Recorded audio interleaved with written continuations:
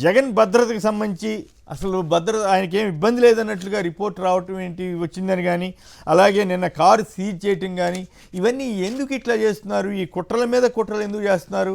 ఇవన్నీ కూడా ఆశ్చర్యం ఏంటంటే ఎదుటి వాళ్ళ మీద ఎప్పుడు ఈ ఉదాహరణకి సాక్షి యాజమాన్యమనో లేకపోతే ఇంకోటను వాళ్ళు ఏదైనా చిన్న ఆధారం దొరికి చిన్న అవకాశం దొరికితే అది తప్పు జరిగినా జరగకపోయినా కుట్ర అని ప్రచారం చేస్తున్నారు. అందుకే మాబోటి వాళ్ళు చాలా జాగ్రత్తగా అభ్యంతరకరమైన వ్యాఖ్యలు చేయొద్దు, మాకు సంబంధం లేదు, యాజమాన్యానికి సంబంధం లేదని చెప్పాల్సి వస్తూ ఉంది.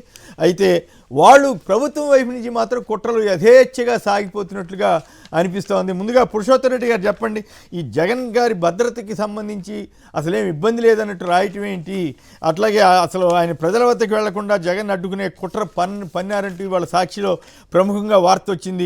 అలాగే ఈ వాహనం జప్తు చేయటం మీద ఏమిటి ఈ పరిణామాలు? అసలు ఎంతకాలం ఈ కుట్రల్ని జగన్ గారు ఎదుర్కోవాలి? ఆయన రాజకీయ జీవితం మొత్తం అధికారంలో ఉన్నా లేకపోయినా మొత్తం కుట్రలను ఎదుర్కోవడమే ఆయన బాధ్యతగా అయిపోయినట్లు అనిపిస్తోందా? కొమ్మినేని గారు, అందరికీ నమస్కారం. మీరు చివరిలో అన్నట్టు జగన్మోహన్ రెడ్డి గారి రాజకీయ మొదటి అడుగు నుంచి ప్రతిపక్షంలో ఉన్నా, అధికారంలో ఉన్నా, మళ్ళీ ప్రతిపక్షంలో ఉన్నా ఎదురీత, సంక్లిష్టతలు, గందరగోళాల మధ్య నడుస్తుంది. కానీ ప్రత్యర్థులు ఆయన రాజకీయంగా విభేదించాలి. గుర్తించుకోవాల్సింది, ప్రతి అసహజమైన ఎదురుదాడి జరిగినప్పుడల్లా ఆయన చాలా గొప్ప నాయకుడిగా తయారవుతూ వచ్చాడన్న విషయాన్ని కూడా వాళ్ళు మర్చిపోకూడదు. అంటే ఆయన వ్యక్తిగతంగా కష్టపడి ఉండొచ్చు, లేదా వాళ్ళ కుటుంబ సభ్యులు కష్టపడవచ్చు, పార్టీ కష్టపడవచ్చు. ప్రతి సంక్లిష్టతను అధిగమించడమే కాకుండా మరింత రాటుదేలి ముందుకు వెళ్ళిపోయాడు. ఆ విషయాన్ని వాళ్ళు ప్రత్యర్థి ఎవరికైనా ఇదే వర్తిస్తుంది. అసహజమైనటువంటి అటాకింగ్ అనేది ఎక్కువ రోజులు జరగదు. ఈరోజు పల్నాడు ఏరియాలో ఆయన పర్యటించారు. కనీసం కేసు పెట్టేటప్పుడు ఒకటి ఆలోచించాలి కదా, సహజ న్యాయ సూత్రాల ప్రకారం కారులో వెనకాల కూర్చున్న వాళ్ళకి వర్తిస్తుందా లేదా, సాధారణ విషయాలు పక్కన పెడదాం. ఒక అసాధారణ విషయం ఏంటంటే, ఒక Z+ కేటగిరీ స్థాయి భద్రత కల్పిస్తున్నామని ఆంధ్రప్రదేశ్ హోంశాఖే హైకోర్టులో అప్డేట్లో, జగన్ గారి అప్డేట్లో సమాధానం చెప్పింది. అంటే Z+ కేటగిరీ స్థాయి భద్రత, మాజీ ముఖ్యమంత్రి పోతున్నప్పుడు కనీసం రోప్ పార్టీ ఆడ ఉండాలి అనేది కనీస నిబంధనలు కదా. పక్కన ఎదురుగా ఒక రక్షక వాహనం వెళ్తూ ఉంటుంది, సహజం కదా. కానీ రోప్ పార్టీ దాటి ఒక వ్యక్తి వచ్చి కారు కింద, ఆ వీడియో కరెక్టా కాదనేది ఫోరెన్సిక్ డిపార్ట్మెంట్ తేల్చుకునేవాడి. దానికి వెళ్ళను, దానే కరెక్ట్ అని కేసు పెట్టారు కాబట్టి అదే నిజం అనుకుంటాం. పడిపోయారు అంటే మొదటి వైఫల్యం ఎవరి మీద పెట్టాలి? ఒక ముఖ్యమంత్రి స్థాయిలో పనిచేసిన వ్యక్తి, Z+ కేటగిరీ వ్యక్తి పడిపోయాడంటే ఎవరి మీద నింద వేయాలి? అంటే డైరెక్ట్ గా జగన్ గారిని నెగిటివ్ చేసి పడేశారు. అంటే ఇది అసహజం కదా. కాబట్టి ఈ కేసు ఒకటి చాలు. రెండోది, ఇప్పుడు ఆయన కారును సీజ్ చేసడం, ఇవన్నీ సీజ్ ఎందుకు చేయాలి? వాళ్ళకి రైట్ ప్రకారం చేసుకోవచ్చు. ఇవన్నీ చూస్తే ఏమవుతుందంటే కొమ్మినేని గారు, అంటే కొంత ఇట్లాంటి సంక్లిష్టత రూపొందిస్తే ఏమన్నా పర్యటనలు తగ్గించుకుంటారా, లేదా పర్యటనలు పోవడం మానేస్తారా, ఇట్లాంటిది ఏదైనా ఆలోచిస్తున్నారా అని ఈ పరిణామాలు, ఇట్లాంటి చిన్న చిన్న విషయాలు ఇట్లా పెడతారు కేసులు అనుకుంటే అట్లాంటి అపార్థాలు దారితీసే అవకాశం ఉంది. ఇక్కడ కూడా ప్రభుత్వం అర్థం చేసుకోవాల్సింది, జగన్మోహన్ రెడ్డి గారు చాలా మొండిఘట్టం. మొదటి అడుగు నుంచి ఈ రోజు వరకు ఎదురెత్తోనే వ్యక్తి కాబట్టి ఆయన ఏం భయపడడు. మీరు కారు సీజ్ చేస్తే ఏరే కార్లు వెళ్తారు. ఆ రోజు వెళ్ళారుగా పల్నాడు ఏరియాలో టెన్షన్ వాతావరణం ఉన్నప్పుడు, కారు ఒప్పుకోనంటే ఏరే కార్లు వెళ్ళిపోయాడు. రేపు 2 ఒప్పుకుంటే బస్సు ఎక్కుతాడు. సమస్య ఏంటంటే, పాదయాత్రకు సిద్ధపడిన వ్యక్తి బస్సు ఎక్కడానికి పెద్ద ఇబ్బంది. కాబట్టి ఇట్లాంటి పర్యటనలతో, ఇట్లాంటి ఘటనలతో ఆపడం అనేది మంచిది కాదు. పోలీస్ యంత్రాంగం కూడా కొంత ప్రభుత్వం చెప్పినట్టు ఏనాలు తప్పదు, కొంత విజ్ఞత పాటించాలి. మనం ఏం కేసు పెడుతున్నాము, ఎవరి మీద పెడుతున్నాము, సందర్భం ఏంటి, ఇవేమి సంబంధం లేకుండా డబ్బు చేసిపోతే ఏం లాభం? పైపిచ్చు ఆ ఘటన, నా కారులో ఒకరు చనిపోవడం చాలా దురదృష్టకరం, బాధాకరం. ఏ సందర్భం చనిపోయారు? ఇంకోటి నాకు ఇప్పటికీ అర్థం కాదు, వాడు చనిపోయి 2 రోజులు 3 రోజులు అవుతుంది అనుకుంటాను. పోస్ట్ మార్టం రిపోర్ట్ ఏమి ఇస్తా ఉందో నాకైతే ఇంతవరకు బయట రాల. ఒక వ్యక్తి చనిపోయినప్పుడు పోస్ట్ మార్టం రిపోర్ట్ లో కారు గుద్దిందా, ఎలాంటి యాక్సిడెంట్ జరిగిందో పోస్ట్ మార్టం రిపోర్ట్ లో వచ్చేస్తుంది కదా. అంటే కారు ఎక్కి తొక్కేస్తే చనిపోయినాడా, లేదా గుద్దేస్తే బయటపడి మొదటి ఎస్పీ గారు చెప్పడం జరిగింది, ఇది పోస్ట్ మార్టం రిపోర్ట్ లో వచ్చేస్తుంది. ఇంతవరకు పోస్ట్ మార్టం రిపోర్ట్ ఏమో బయటకు రావట్లేదు. అంటే ఇట్లాంటి అనుమానాలు తావిస్తుంది కదా. చట్ట ప్రకారం వ్యవహరించండి, తప్పు రుజుటి వాళ్ళపైన చర్య తీసుకోండి, అభ్యంతరం లేదు. రెండోది, ఈ రకంగా కేసుల మీద కేసులు పెట్టుకున్న ఇందులో కూడా నకిలీ వీడియోలు వచ్చినాయని, ఇవన్నీ రకరకాలుగా వార్తలు వచ్చినాయి కదా, నకిలీ వీడియోలు అన్నీ. ఆ తర్వాత ఇప్పుడు అసలు అప్పుడు ఒక వాహనం సీజ్ చేశారు, మళ్ళీ ఇప్పుడు ఇంకో వాహనం తీసుకెళ్తున్నారు. ఇదేమో పైగా ఈయన సొంతంగా కొనుక్కున్నదట, వాళ్ళు గవర్నమెంట్ ఇచ్చింది కాకుండా, గవర్నమెంట్ ఇచ్చింది సరిగా పనిచేయకపోతే. ప్రభుత్వం, కోర్టులు కూడా సీరియస్ గా జోక్యం చేసుకోవాల్సిన పరిస్థితి. ఎందుకంటే కోర్టులో జగన్ గారి భద్రత పైన కేసు నడుస్తా ఉంది. నడుస్తా ఉన్నా కూడా ఒక పక్క హోంమంత్రి గారు కోర్టులేమో Z+ కేటగిరీ భద్రత కల్పిస్తున్నామని వాళ్ళ డిపార్ట్మెంట్ వేస్తుంది. బయట వచ్చి హోంమంత్రి గారు after all Pulivendula MLA 1+1 gunmen చాలు అంటారు. ఆఫ్టర్ ఆల్ పులివెందుల 1+ అని అదే కోర్టుకి చెప్పొచ్చు కదా, ఆయనకి ఎందుకంటే అంత భద్రత 1+1 చాలని ఆట మాత్రం రూల్స్ పెడతారు, పబ్లిక్ వచ్చి ఇట్లా మాట్లాడతారు. రెండోది, గతంలో తెలుగుదేశం పార్టీ ఘటనలు జరిగినప్పుడు ఏం మాట్లాడారు, ఒక పార్టీ ఒక పెద్ద మీటింగ్ పెడుతున్నప్పుడు ఎంతమంది వస్తారో, ఇంటెలిజెన్స్ ఏమైంది ముందే అర్థం చేసుకోవాలి కదా, పోలీసులు ఏం చేస్తున్నారు అని ఇలా మాట్లాడారు. ఇప్పుడు జగన్మోహన్ రెడ్డి గారు ఒక ఎమోషనల్ తేలుతున్నాడు. వాళ్ళ మీటింగ్లైనా ప్రీ ప్లాన్డ్ మీటింగ్లు, మీ కందుకూరు మీటింగ్ కావచ్చు, Guntur meeting pre planned meeting, ఎంతమంది కొంత అవగాహన ఉంటుంది, కొంచెం ఎక్కువ కూడా రావచ్చు. జగన్మోహన్ రెడ్డి గారిది ప్రీ ప్లానే కావచ్చు, కానీ ఒక టెన్షన్ ఎవరు క్రియేట్ చేశారు? సత్యనపల్లికి వెళ్తా ఉంటే 100 మంది పైకి పోకూడదు, ఆ తర్వాత 1000 మందికి పైకి పోకూడదు అన్నప్పుడు ఏంటంటే ప్రజలకు గురవుతారు, కేడర్ అందరూ వచ్చేస్తారు, మా నాయకుని ఏమైనా అడ్డుకుంటారని. ఇది ఇట్లాంటప్పుడు ఇంకొంచెం ఎక్కువ వస్తారు కదా జనం, కనపడతా ఉంది కదా, ముందస్తు చర్యలు తీసుకోవాలి కదా. అంటే కోర్టులో ఈ కేసు ఉన్నది. ఇప్పుడు జగన్, నేను అంటాను Z+ కేటగిరీలో ఉన్న ఒక పర్సనాలిటీ, Z+ అంటే ఏంటి, అత్యంత థ్రెట్ ఉన్నట్టు వ్యక్తి, మామూలు భాషలో చెప్పాలంటే థ్రెట్ ఉన్న వ్యక్తి తీసుకెళ్లిపోయారు కదా ఏది ఈ కార్ని. మరి ఆయన ఎట్ట పోవాలనే సెన్స్ ఏమైంది? రేపు ఆయన బయటికి వెళ్ళాలి, ఎట్లా వెళ్ళాలి ఆయన?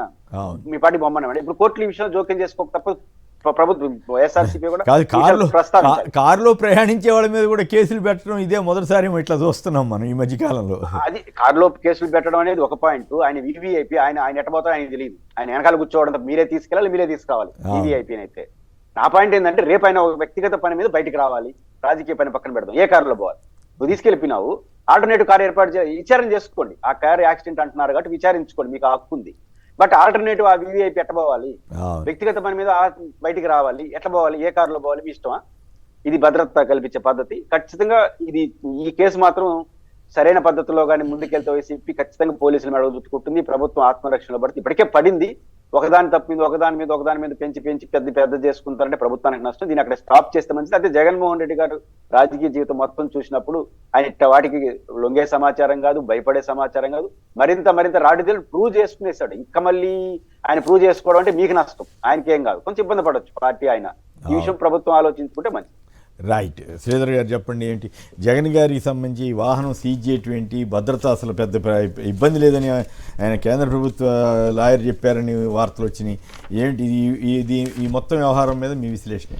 కొమ్మినేని గారు నమస్కారం అండి, అక్కడ ఉన్న పెద్దవాళ్ళకి ప్రేక్షకులందరికీ నమస్కారం అండి. జగన్ గారికి భద్రత కల్పిస్తున్నాము, Z+ ఇస్తున్నాము అని చెప్పి రాష్ట్ర ప్రభుత్వమే హైకోర్టులో వాదన చేస్తుంది. ఒక పక్కన పురుషోత్తం రెడ్డి గారు చెప్పినట్టు అంతి గారు ఏం చెప్తున్నారో చూస్తూ ఉన్నాం.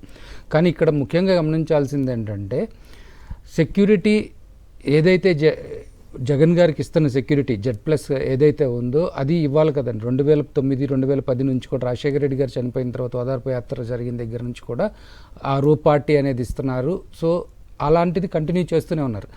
All of A sudden even ఇవాళ జగన్ గారికి 2009లో ఉన్నటువంటి హోదా కంటే ఇవాళ పెద్ద హోదా, ఒక మాజీ ముఖ్యమంత్రి. అలాగే ఒకవేళ వీళ్ళు అనుకున్నట్టు ప్రతిపక్ష హోదా లేకపోవచ్చు, బట్ మాజీ ముఖ్యమంత్రిగా ఉన్నటువంటి హోదానే ఉంది. అందుట్లో కూడా Z+ సెక్యూరిటీ ఇవ్వాలి అని చెప్పి ఇండియన్ గవర్నమెంట్ గైడ్లైన్స్ ప్రకారం కొంతమందికి ఉంది. సో దాని ప్రకారం జగన్ గారికి Z+ ఇస్తున్నాము అని చెప్పినప్పుడు దీన్ని డీవియేషన్ ల్యాప్సెస్ అనేది ఖచ్చితంగా ఉంది. దీన్ని కోర్టు దృష్టికి పార్టీ తరపున నుంచి తీసుకెళ్తారు, అందులో డౌట్ లేదు. ప్రతిసారి కూడా మీకు గమనిస్తూ ఉంటే ప్రతిసారి ఏ పర్యటనకి వెళ్ళినా కానీ ఏదో ఒక ల్యాప్సెస్ చూయిస్తూనే ఉన్నాం, పార్టీ వైపు నుంచి కానివ్వండి, మీడియా వైపు నుంచి కానివ్వండి. ఫర్ ఎగ్జాంపుల్ రాప్తాడు వెళ్ళినప్పుడు హెలికాప్టర్ మీద దాడి చేశారంటే, హెలికాప్టర్ మీదకి వచ్చేసారు కార్యకర్తలు, అంటే జనం వచ్చేసారంటే అక్కడ ఉన్నటువంటి ఎస్పీ ఏమంటారు, పార్టీ వాళ్ళది తప్పు అంటారు. ఫోర్స్ ఎవరు పెట్టాలి? హెలిప్యాడ్ చుట్టూ, లేకపోతే ఆ బార్గేట్స్ కట్టిన దాని చుట్టూ ఫోర్స్ ఎవరు పెట్టి ఎవరు కంట్రోల్ చేయాలి? పోలీసులు కంట్రోల్ చేయాలి. అది చేయరు. That is number 1. తర్వాత మీరు ఇక్కడ గమనిస్తూ ఉంటే జగన్ గారు జనంలోకి వెళ్ళిన తర్వాత ఆ క్రౌడ్ ఏదైతే వాళ్ళు డైజెస్ట్ చేసుకోలేకపోయింది ఏంటంటే, మేము ఈవీఎంలు ట్యాంపర్ చేసామా, లేకపోతే ఇంకోటి చేసామా, మోసపాపం చేసామా, 164, 94% స్ట్రైక్ రేటు, ఈ సోదంతా చెప్తూ ఉండేవాళ్ళు. జగన్ గారు జనంలోకి వెళ్తే జనం ఎందుకు వస్తున్నారు అనే దాని మీద వాళ్ళకి డైజెస్ట్ కావట్లా. సో దీని మీద ఎట్లయినా సరే జగన్ గారిని ఒక యాంటీ సోషల్ ఎలిమెంట్గా ఎస్టాబ్లిష్ చేయాలి, లేకపోతే జగన్ గారి క్యారెక్టర్ని పూర్తిగా అసాసినేట్ చేయాలి అనే దాంతోనే మీరు ఏ పర్యటనకి వెళ్ళినా, గుంటూరు పర్యటనకి వెళ్తే అసలు సోషల్ మీడియాలో ఒకరోజు ఏంటో మిర్చి యార్డ్ గురించి వెళ్తే మిర్చి రైతుల దగ్గర రావట్లేదని సోషల్ మీడియాలో నుంచి మొదలుకొని అన్ని చాలా ఛానల్స్లో మిర్చి టిక్కీలు బస్తాలు తీసుకెళ్లారని చెప్పి గోల్ చేశారు. ఏమన్నా ఎవడన్నా మిర్చి తీసుకొని వెళ్తుంటే అక్కడ సీసీ కెమెరాలు ఉంటాయి, అన్నీ ఉంటాయి, ఎవడన్నా చేసే పనేనా? మీరు అసలు భద్రత కల్పించాల్సిన మీరు భద్రత కల్పించలేదు. అసలు మీ ప్రభుత్వం నిజంగా మిర్చి రైతుకి రేటు కనుక ఇవ్వగలిగితే అసలు జగన్ గారు అక్కడికి వెళ్ళే సమస్య ఉండేది కాదు కదా. మీరు లిటరల్గా గవర్నమెంట్ రన్ చేయడంలో ఫెయిల్ అయిపోయి మీరే చెప్పారు 3,000 కోట్లు పెడతాము ఫండ్ అని చెప్పారు, 10,000 కోట్లు పెడతామని చెప్పారు, రైతుకి ఏ కష్టం రానివ్వరు అని చెప్పారు. ఉన్న సిస్టమ్ని నాశనం చేస్తారు, రైతు భరోసా కేంద్రాలు లాంటి సిస్టమ్ని నాశనం చేస్తారు. పోయిన సంవత్సరం వరకు ఉన్న రేటు సడన్గా ఈ సంవత్సరం పడిపోవటం ఏంటి? టొబాకో పరిస్థితి అంతే. సో అక్కడికి వెళ్ళినప్పుడు పొగాకు బేల్స్ని తొక్కేశారని చెప్పి దాని మీద గోల, ఇక్కడ రాప్తాడు వెళ్ళినప్పుడు ఈ గోల. సో ఇదంతా కూడా ఏంటంటే జగన్ గారు వస్తున్నప్పుడు ప్రజలు తండోపతండాలుగా వస్తున్నారు కాబట్టి దీన్ని ఎట్లయినా సరే అరెస్ట్ చేయాలి. అది అరెస్ట్ అంటే డైవర్ట్ చేయాలి, లేకపోతేనేమో ఈ ప్రజల్ని ఈ ఆలోచన నుంచి దూరం చేయాలి. జగన్ గారిని ప్రజల నుంచి దూరం చేయటం అనేది సోనియా గాంధీ వల్లే కాలేదు. ఇండియాలో 10 సంవత్సరాల పాటు ఒక దేశాన్ని నడిపినటువంటి పవర్ఫుల్ ఉమెన్గా ఉన్నటువంటి ఆమె ఏమీ చేయలేక చేతులు కాల్చుకొని 2 రాష్ట్రాల్లో పార్టీని పోయిన తర్వాత 10 సంవత్సరాల తర్వాత కానీ తెలంగాణలో రాలేని పరిస్థితి ఉంది. ఆంధ్రాలో కనీసం 1%, 2% దాటి వెళ్ళలేని పరిస్థితి. అలాంటి సిచ్యువేషన్లో ఇక్కడ చంద్రబాబు నాయుడు గారు ఆయన గవర్నమెంట్ ఏం చెప్తారు, బయటకు వచ్చి మేము అందరు మంచి ప్రభుత్వం, మంచి పాలన అని చెప్తూ ఉంటారు. మీ మంచి ప్రభుత్వంలో అసలు టొబాకో రైతుకి రేట్ లేదు, మిర్చి రైతుకి రేట్ లేదు. అది దాన్ని ప్రశ్నిస్తే దాని మీద మీరు సమాధానం చెప్పలేక జగన్ గారు అక్కడికి వెళ్ళారు, జగన్ గారు ఇక్కడికి వెళ్ళారు, జగన్ గారు మీరు జగన్ గారు 1.5 గంటల పాటు ప్రెస్ మీట్ పెట్టి మిమ్మల్ని నిలదీశారు. కొన్ని పాలసీ ల్యాప్సెస్ గురించి మాట్లాడారు, అలాగే మీ ఫైనాన్షియల్ డిసిప్లిన్ తప్పయ్యారు, మీరు ఈ విధంగా చేస్తున్నారని చెప్పారు. ఎక్కడైనా ఒక్కళ్ళు వచ్చి 164 మంది ఎమ్మెల్యేలు అంటారు కదా, మీ 164 మంది 40 సంవత్సరాల ఎక్స్పీరియన్స్ ఎవడన్నా ఒక్కడొచ్చి పత్రికాముఖంగా కానివ్వండి, ప్రెస్ నోట్లో కానివ్వండి, జగన్ గారు చెప్పిన ఒక్క లెక్క తప్పు అని ఎవడైనా ఒక్కడు చెప్పాడా? ఎంతసేపు జగన్ గారు మాట్లాడే దాంట్లో ఆ పదం తప్పుబడింది, లేకపోతే రప్ప అన్నారు, ఇవి అసలు విషయాలు వదిలేసి. సో ఇప్పుడు భద్రత సంబంధించి కారు సీజ్ చేయటం దీని మీద మీ పార్టీ ఖచ్చితంగా ఇవన్నీ కూడా కోర్టు దృష్టికి తీసుకెళ్తామండి. కోర్టుల మీద ఖచ్చితంగా మాకు నమ్మకం ఉంది. జగన్ గారికి మీరు ఇంతకుముందు ఇచ్చిన టాటా సఫారీ ఏదైతే ఉందో అది అయితే 2004, 2005లో కొన్న వెహికల్ 20 సంవత్సరాల తర్వాత ఇప్పుడు ఎక్కడిచ్చారు. అది ఫస్ట్ వినుకొండ వెళ్ళే రోజునే దాంట్లో ఏసీ అంతా పాడైపోయిన రోజున డెసిషన్ తీసుకొని ఈ కారు తీసుకున్నారు. సో ఖచ్చితంగా మళ్ళీ ప్రభుత్వం నోటీస్కి మళ్ళీ తీసుకెళ్తాం, కోర్టు నోటీస్కి తీసుకెళ్తాం. ఖచ్చితంగా చట్టపరంగా ఏం చేయగలమో అవన్నీ ఆలోచించి చేస్తాం. అట్ ద సేమ్ టైం మా నాయకుడిని కాపాడుకునే శక్తి మా కార్యకర్తలకు ఉంది, మేము కాపాడుకుంటాం. ఖచ్చితంగా ఇందులో మనం ఆలోచించాల్సిన విషయాలన్నీ కూడా పార్టీ ఆలోచిస్తుంది. రైట్, ఇక మరో అంశంలోకి వెళ్దాం. అమరావతికి మరో 45,000 ఎకరాల సేకరణ. ఇప్పటికే 54,000 ఎకరాలు తీసుకున్నటువంటి రాష్ట్ర ప్రభుత్వం ఇంకో 45,000 ఎకరాలు సమీకరించాలని, అంటే పూలింగ్ ద్వారా తీసుకోవాలన్నది ప్రభుత్వ ఉద్దేశంగా కనపడతా ఉంది. మరి ఇది రైతులకు మేలు చేసేదేనా, ఆ ప్రాంత ప్రజలకు ఉపయోగం కలిగించేదేనా ఏమిటి? దీని మీద పురుషోత్తమ రెడ్డి గారు చెప్పండి, ఇది ఎంతవరకు ఆ ప్రాంత ప్రజలకు ప్రయోజనం కలిగిస్తుంది, ప్రత్యేకించి రైతులకు ఏ మేరకు ఉపయోగపడుతుంది? ఇప్పుడు భూసేకరణ అంటే 3 రెట్లు పరిహారం ఎక్కువ ఇవ్వటం అనేది ఒక పద్ధతి, కానీ కొత్తగా పూలింగ్ అనే దాని మీద ఈ సమీకరించడం, దాంట్లో ఏదో వాటా ఇవ్వటం, ఈ ప్లాట్లు ఇది ప్యాకేజ్ అని ఇవ్వటం, ఇవన్నీ జరుగుతూ ఉన్నాయి. సో అసలు ఇంత భూమి తీసుకోవడం ద్వారా ఆ ప్రాంత ప్రజలకి మంచి జరుగుతుందా లేదా? కుమ్మరి గారు, రాజధాని అమరావతి ఇప్పుడు ఆంధ్రప్రదేశ్ రాజధాని కాబట్టి అక్కడ జరిగే ప్రతి పరిణామం, ప్రతి ఖర్చు, ప్రతి మార్పు చేర్పులు రాష్ట్రం మీద కూడా ప్రభావం చూపిస్తుంది. అక్కడ రైతుల మీద ప్రభావం చూపిస్తుంది, రాష్ట్రం మీద ప్రభావం, ఎందుకంటే మన రాజధాని కావడం, మనం ఏర్పాట్లు చేసుకుంటున్నాం కాబట్టి. ఇప్పుడు దేశంలో అనుభవాలు తీసుకున్నా, రాష్ట్రంలో అనుభవాలు తీసుకున్నా, గతంలో తీసుకున్న 32,000 ఎకరాలే చాలా ఎక్కువ అని వడ్డే శోభనాథేశ్వరరావు లాంటి వాళ్ళు గట్టిగా వాదిస్తున్నారు. అది నిజం కూడా. మీకు భూ సమీకరణ గురించి మాట్లాడుతున్నారు. 2013 ల్యాండ్ యాక్ట్. పురుషోత్తమ రెడ్డి గారు ఇక్కడ ఒక కీలకమైన పాయింట్ ఏంటంటే ఆ రోజుల్లో 33,000 ఎకరాలు ఇచ్చారు, ఇది సరిపోతుంది అన్నట్లుగానే చంద్రబాబు గారు కానీ ఇతర నాయకులు కానీ చెప్పారు తప్ప మళ్ళీ అప్పుడేమీ చెప్పలేదు కదా. ఇంకో 40,000 ఎకరాలు తీసుకుంటాం, 45,000 ఎకరాలు తీసుకుంటాం అని ఆ రోజుల్లో రాని అవసరం ఇప్పుడు ఎందుకు వచ్చింది అనేది చర్చనీయాంశం అవుతుంది కదా. ఇది రైతులకు మంచిగా కాదా? ఖచ్చితంగా ఇప్పుడు వాళ్ళకి అనుమానాలు వస్తాయి. ఇప్పుడు అమరావతి రైతులు ఏంటంటే ఆ 50,000 ఎకరాలు తీసుకున్నప్పుడు ఉన్న 33,000 ఎకరాల అగ్రిమెంట్ ఏంటి? వాళ్ళకి రిటర్నబుల్ ప్లాట్స్ ఇవ్వాలి. అక్కడ డెవలప్మెంట్ చేసి మౌలిక వసతులు కల్పించి రోడ్లు వేసి ఒక కమర్షియల్ ప్లాట్ 1 ఎకరాకి 2 హౌసింగ్ ప్లాట్లు ఇవ్వాలి. ఇది ఇప్పటికి 10 ఏళ్ళ లోపల ఇవ్వాలని మనం రాసుకున్నాం. కానీ ఇప్పటికి 15 ఏళ్ళు అవుతుంది, వాళ్ళకి ఇంకా స్టార్ట్ చేయలేదు. ఇప్పుడు వాళ్ళ భయం వస్తుంది కదా. ఎందుకంటే దీనికి ఇవన్నీ పూర్తి చేయాలంటే మౌలిక వసతులు కల్పించాలంటే రాజధాని నిర్మాణం తర్వాత చేయాలి, వాళ్ళకి రిటర్నబుల్ ప్లాట్లు ఇవ్వాలి అనుకుంటేనే దాదాపు 48,000 కోట్లు అవుతుంది అప్పుడే అంచనా వేశారు. ఏది ఈ 33 ఎకరాలు చేయాలంటే ఇప్పుడు అదనంగా 40,000 అంటే ఇంకో 40,000 కోట్లు అవుతుంది కదా. ఎక్కడి నుంచి వస్తాయి అంటే పెట్టుబడి, తర్వాత ఆదాయం గురించి మనం మాట్లాడుకున్నాం, వచ్చే రిటర్న్ గురించి. ఇది సాధ్యమవుతుంది కాబట్టి ఇప్పుడు ఆ రైతులకి భయము, ఈ రైతులకు భయము.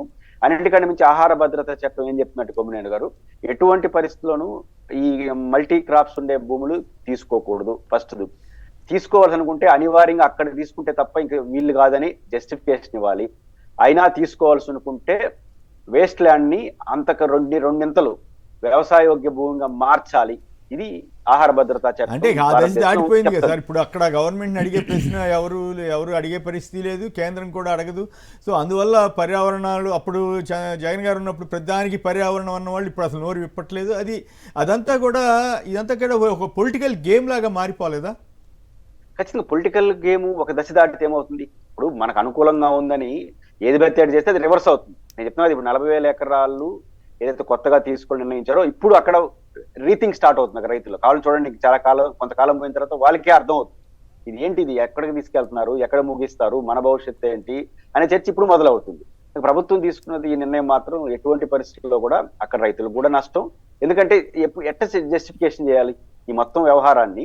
నేను ఎందుకంటే వాళ్ళకి రిటర్నబుల్ రైతు భూమి ఇచ్చేస్తున్నా అంటే అదే కదా జీవనాధారం అతనికి. ఆ జీవనాధారం ఇచ్చేసిన తర్వాత వాళ్ళు రిటర్నబుల్ ప్లాట్లు ఇవ్వకపోతే వాళ్ళు ఎట్ట బతకాలి? అంటే కౌలు ఇస్తున్నాం కదా అంటారేమో వాళ్ళు. కౌలిస్తున్నాం కదా ఓవరాల్ గా వాళ్ళంతటికి వాళ్ళు డెవలప్ చేసి అమ్ముకుంటే ఎక్కువ లాభాలు వస్తాయి, కానీ గవర్నమెంట్కి ఇస్తే అంత స్థాయిలో రాదు కదా. నిజంగా కొమ్మినేని గారు మన జగన్మోహన్ రెడ్డి గారు ఇచ్చిన యథాలాపంగా ఇచ్చిన స్టేట్మెంట్ కానీ అమలు అయితే, మన ఇచ్చిన స్టేట్మెంట్ అమలు అయితే రైతులకు అత్యంత ప్రయోజనం వస్తుంది, ముఖ్యంగా అమరావతి రైతులకు. ఎందుకంటే జగన్ గారు ఏమంటారు, గుంటూరు విజయవాడ మధ్య మనకు ఉన్నటువంటి ల్యాండ్స్ లో అడ్మినిస్ట్రేషన్ ఏర్పాట్లు చేసేయండి. అంటే ఏంటి, అసెంబ్లీ సెక్రటరీ కట్టేదానికి కావాల్సిన స్థలం ఉంది, వేసేస్తే ఏమవుతుంది, దానంతరం అభివృద్ధి చెందుకుంటారు. కంటిన్యూ ప్రాసెస్ కదా. ఇప్పుడు 1 ఎకరాకి ప్రభుత్వం తీసుకుంటే 30 సెంట్లు ఇస్తావు, కానీ అదే వాళ్ళు జోలికి వెళ్లకుండా మన ఏర్పాట్లు మనం చేస్తే ఎకరా వాళ్ళే అమ్ముకుంటారు కదా. 30 సెంట్లు వచ్చే ఆదాయం ఎకరాలో వచ్చేస్తుంది రైతు. ఇప్పుడు హైదరాబాద్ అంతేకాకుండా ఇక్కడ ఇంకో పాయింట్ కూడా ఉంది సార్. ఇప్పుడు హైదరాబాద్ అనేక గేటెడ్ కమ్యూనిటీస్ వచ్చాయి. ఆ గేటెడ్ కమ్యూనిటీస్ లో రోడ్లు, డ్రైనేజీ, వాటరు, కరెంటు ఇవన్నీ కూడా ప్రైవేట్ వాళ్ళే ఏర్పాటు చేసుకుంటారు. కానీ ఇక్కడ ప్రభుత్వం ఏర్పాటు చేయాలి. ప్రభుత్వం ఏర్పాటు చేయాలంటే కొన్ని వేల కోట్లు ఖర్చు పెట్టాలి. దానివల్ల అదనపు భారం. పోనీ రైతులకి, స్థానికులకి ప్రయోజనం కలుగుతుంటే పోనీ సరే రైతులకు జరుగుతుందిలే అనుకోవచ్చు. అది ఎప్పుడు జరుగుతుందో తెలియని పరిస్థితి కదా ఇన్ని వేల ఎకరాలు తీసుకునేసరికి. ఖచ్చితంగా ఇప్పుడు మీరు హైదరాబాద్ ఉదాహరణ మనం ఫాలో అవుతున్నాం కాబట్టి, ఇప్పుడు నువ్వు జగన్ గారు ప్రతిపాదించినట్టు గుంటూరు విజయవాడ కానీ మనం ఎంపిక చేసుకుని ఉంటే, అంటే అడ్మినిస్ట్రేషన్ మనం రాజధాని కాదు, అసెంబ్లీ సెక్రటరియట్ కట్టే ఫస్ట్ ఏమవుతుంది, సికింద్రాబాద్ హైదరాబాద్ లాగా విజయవాడ గుంటూరు జంట నగరాలుగా మారిపోతాయి. మనం మోస్ట్ డెవలప్మెంట్ వచ్చేస్తుంది. నెంబర్ 2, ఈ ఎక్స్టెంట్ అనేది రైతు, మీరు హైదరాబాద్ లో ఇప్పుడు మనం ఎక్స్టెన్షన్ అవుతున్నదంతా ఏంటి, ప్రభుత్వం మెయిన్ రోడ్లు వేస్తుంది, కానీ మిగతాది ఇంటర్నల్ ఇన్ఫ్రాస్ట్రక్చర్ అంతా ఆ గేటెడ్ కమ్యూనిటీ వాళ్ళు కల్పించుకుంటారు. దాంతో ఏమవుతుంది, ఆ రైతు ఎవరి పొలం ఉంటుందో ఆ పొలం 100% ఆదాయం వాళ్ళకి వస్తుంది, ప్రైవేట్ వ్యక్తులకు పోదు. కన్స్ట్రక్షన్ చేసిన వాళ్ళకి ఏ వ్యాపార ఆదాయం వస్తుంది, రైతుకు ఏమో ఒరిజినల్ ఆదాయం వస్తుంది, కన్స్ట్రక్షన్ చేయాలి ఎక్కువ, దీంతో మనీ జనరేట్ అవుతుంది. అది మొత్తం ప్రభుత్వానికి రూపాయి భారం ఉండదు. ఈ మొత్తలు కానీ జగన్ గారు చెప్పిన ఈ మెత్తలు కానీ ప్రభుత్వం అలో చేస్తే మొత్తం రైతులకి ఇప్పుడు 33,000 ఎకరాలు ఇచ్చిన రైతులు కూడా ఎక్కువ లాభం వస్తుంది, 3 రెట్లు లాభం వస్తుంది. ఇప్పుడు వచ్చే లాభం కూడా 3 రెట్లు వస్తుంది. ఇప్పటికి డెవలప్మెంట్ కదా. ఇప్పుడు ఆ 2 చోట్ల కలిసి గుంటూరు విజయవాడ కలిసిన తర్వాత ఇంకా ఎదుగుదలే తప్ప తరుగుదల ఉండదు. కాబట్టి ఆటోమేటిక్ ప్రతి ఎదుగుదల సాఫీగా జరిగిపోతుంది, డిస్టర్బెన్స్ ఉండదు, వాళ్ళ వ్యాపార ప్రయోజనాలు వాళ్ళే పొందుతారు, ప్రభుత్వానికి నష్టం ఉండదు, ఖర్చు ఉండదు. కానీ ఈ మోడల్ ఎంచుకోకుండా మీరే ఒక ఏర్పాటు చేయడం వల్ల రైతు నష్టపోతాడు. సాధ్యమా? మీరు నష్టపోయి ఇస్తారు కొమ్మినేని గారు, వాళ్ళు అనొచ్చు మేము త్యాగం చేస్తామని, చేయండి, తప్పేం లేదు. బట్ ఇది ఫెయిల్ అయితే ఎవరు మూల్యం చెల్లించుకోవాలి? మీకు గుర్తుందా, లవాసా మహారాష్ట్ర, ప్రపంచానికి పోలో లవాసాలో 20,000 ఎకరాల్లో టాటా వాళ్ళు నగరాన్ని నిర్మించేసినారు, బిల్డింగ్లు కట్టేసినారు, జనం పోలా నిర్మించేసినారు. మీరు నిర్మించేస్తే మళ్ళీ ఏం చేస్తారు? విజయవాడ ఒక నగరం, ఇక్కడే కాదండి, మీరు చైనా అనుభవం తీసుకుంటే కూడా అనవసరంగా ఎక్కువ కట్టేసి వల్ల గోస్ట్ సిటీస్ ఏర్పడినాయి అని అప్పట్లో ఆర్టికల్స్ వచ్చినాయి, డక్కన్ క్రానికల్, వీటన్నిటిలో కూడా. అంటే ఆ సమస్య రాకుండా గవర్నమెంట్ జాగ్రత్త పడితే అటు రైతులకి ఉపయోగం, ప్రభుత్వానికి ఉపయోగం, రాష్ట్ర ప్రజలందరికీ కూడా మేలు జరుగుతుంది, అంత భారం పడకుండా ఉంటుంది కదా అనేది పాయింట్. ఇప్పుడు చైనా అయితే వ్యాస్ట్ ఫైనాన్స్ ఉన్న దేశం కొమ్మినేని గారు, వాళ్ళు చేసిన మూతిపోలు రాలే మళ్ళీ సర్దుకున్నారు. మన పరిస్థితి జీతం వేయాలంటే అప్పులు తెచ్చుకుంటున్నాం. ఇప్పుడు మీకు ఇంకొక ఉదాహరణ చెప్తాను. నోయిడా అద్భుతమైన SEZ కదా, ఢిల్లీ గజియాబాద్ అనుకుంటాను, 2 నగరాల మధ్య ఉంటుంది అది. ఇప్పుడు ఏం చేస్తున్నారు, ఆడ లక్షల మందికి ఉపాధి దొరికింది, ఆడ ఉద్యోగం చేసుకుంటున్నారు, ఢిల్లీకి వెళ్ళిపోతున్నారు, గజియాబాద్కి వెళ్ళిపోతున్నారు. ఆ నగరంలో నిర్మించినటువంటి అపార్ట్మెంట్ 40% వరకు ఆక్యుపైజేషన్ లేదంట, ఫ్లాట్లు కట్టేసిన తర్వాత. ఎందుకంటే ఫ్యాక్టరీలు వచ్చేస్తున్నాయి, కట్టేసినారు, అది పోవట్లేదు. ఎందుకంటే ఢిల్లీ పోతున్నారు. ఇప్పుడు మనకు అమరావతిలో రాబోయే పరిణామం ఏంటి? ఇప్పుడు వెలగపూడిలో ఉద్యోగం చేసుకుంటున్నాడు, విజయవాడకు వచ్చేస్తాడు, గుంటూరుకు వచ్చేస్తాడు, అడవు నిర్మాణం చేసుకుంటారు. ఇంకా హైవే కానీ డెవలప్ అయింది అనుకో, హైదరాబాద్కి వెళ్ళిపోతాడు, 2 గంటలు కొట్టామంటే హైదరాబాద్ పోతాం. కాబట్టి అంటే కాకపోతే మీడియా కూడా ఇప్పుడు ఈ క్వాంటమ్ మాలి వస్తే సంతోషమే, కానీ వీళ్ళు అతిశయోక్తులు రాయటం వల్ల కూడా నష్టం జరుగుతుందేమో కదా. ప్రత్యక్షంగా పరోక్షంగా 15 లక్షల మందికి ఉపాధి అవకాశాలు వస్తాయని ప్రభుత్వం అంచనాన్ని రాస్తున్నారు. నిజంగా అట్లా వస్తే గొప్ప విషయమే. ఇప్పుడు హైదరాబాద్లోనే అంత స్థాయిలో రానప్పుడు ఒకవేళ నిజంగా వచ్చే అవకాశం ఉంటే ఇక్కడ ఇంకెక్కువ వచ్చే అవకాశం ఉంటుంది కదా. ఇలాంటి అతిశయోక్తులు కాదా, లేకపోతే నిజంగా వాస్తవానికి తగ్గట్టుగా ఉన్నాయా అన్నది చర్చ అవుతుంది కదా. ఇప్పుడు కొమ్మినేని గారు 3 ప్రభుత్వాలు చూసాం, చంద్రబాబు గారి ప్రభుత్వం, జగన్ గారి ప్రభుత్వం, మళ్ళీ చంద్రబాబు గారి ప్రభుత్వం. 2 భిన్నమైన కోణాలు ఉన్నవాళ్ళే కదా. 2 భిన్నమైన కోణాలు ఉన్న వాళ్ళ దాంట్లో ఇన్ఫ్రాస్ట్రక్చర్ గా ఈ ఇన్వెస్ట్మెంట్స్ ఎక్కడ వచ్చినాయి? శ్రీ సిటీలో వచ్చినాయి, విశాఖపట్నం వచ్చినాయి. ఇద్దరు భిన్నమైన కోణాలు ఉండేవాళ్ళే. మీ భిన్నమైన కోణాల ముఖ్యమంత్రులు కూడా మన అనుభవం ఏం తెలిసిందంటే విశాఖపట్నం, ఉత్తరాంధ్ర, రాయలసీమలో ఉన్న శ్రీ సిటీ, ఇది సత్యము. కాబట్టి ఈ సత్యాన్ని మర్చిపోతే ఈ చంద్రబాబు గారు వచ్చిన తర్వాత ప్రారంభోత్సవాలు ఏడ జరిగారు కొమ్మినేని గారు?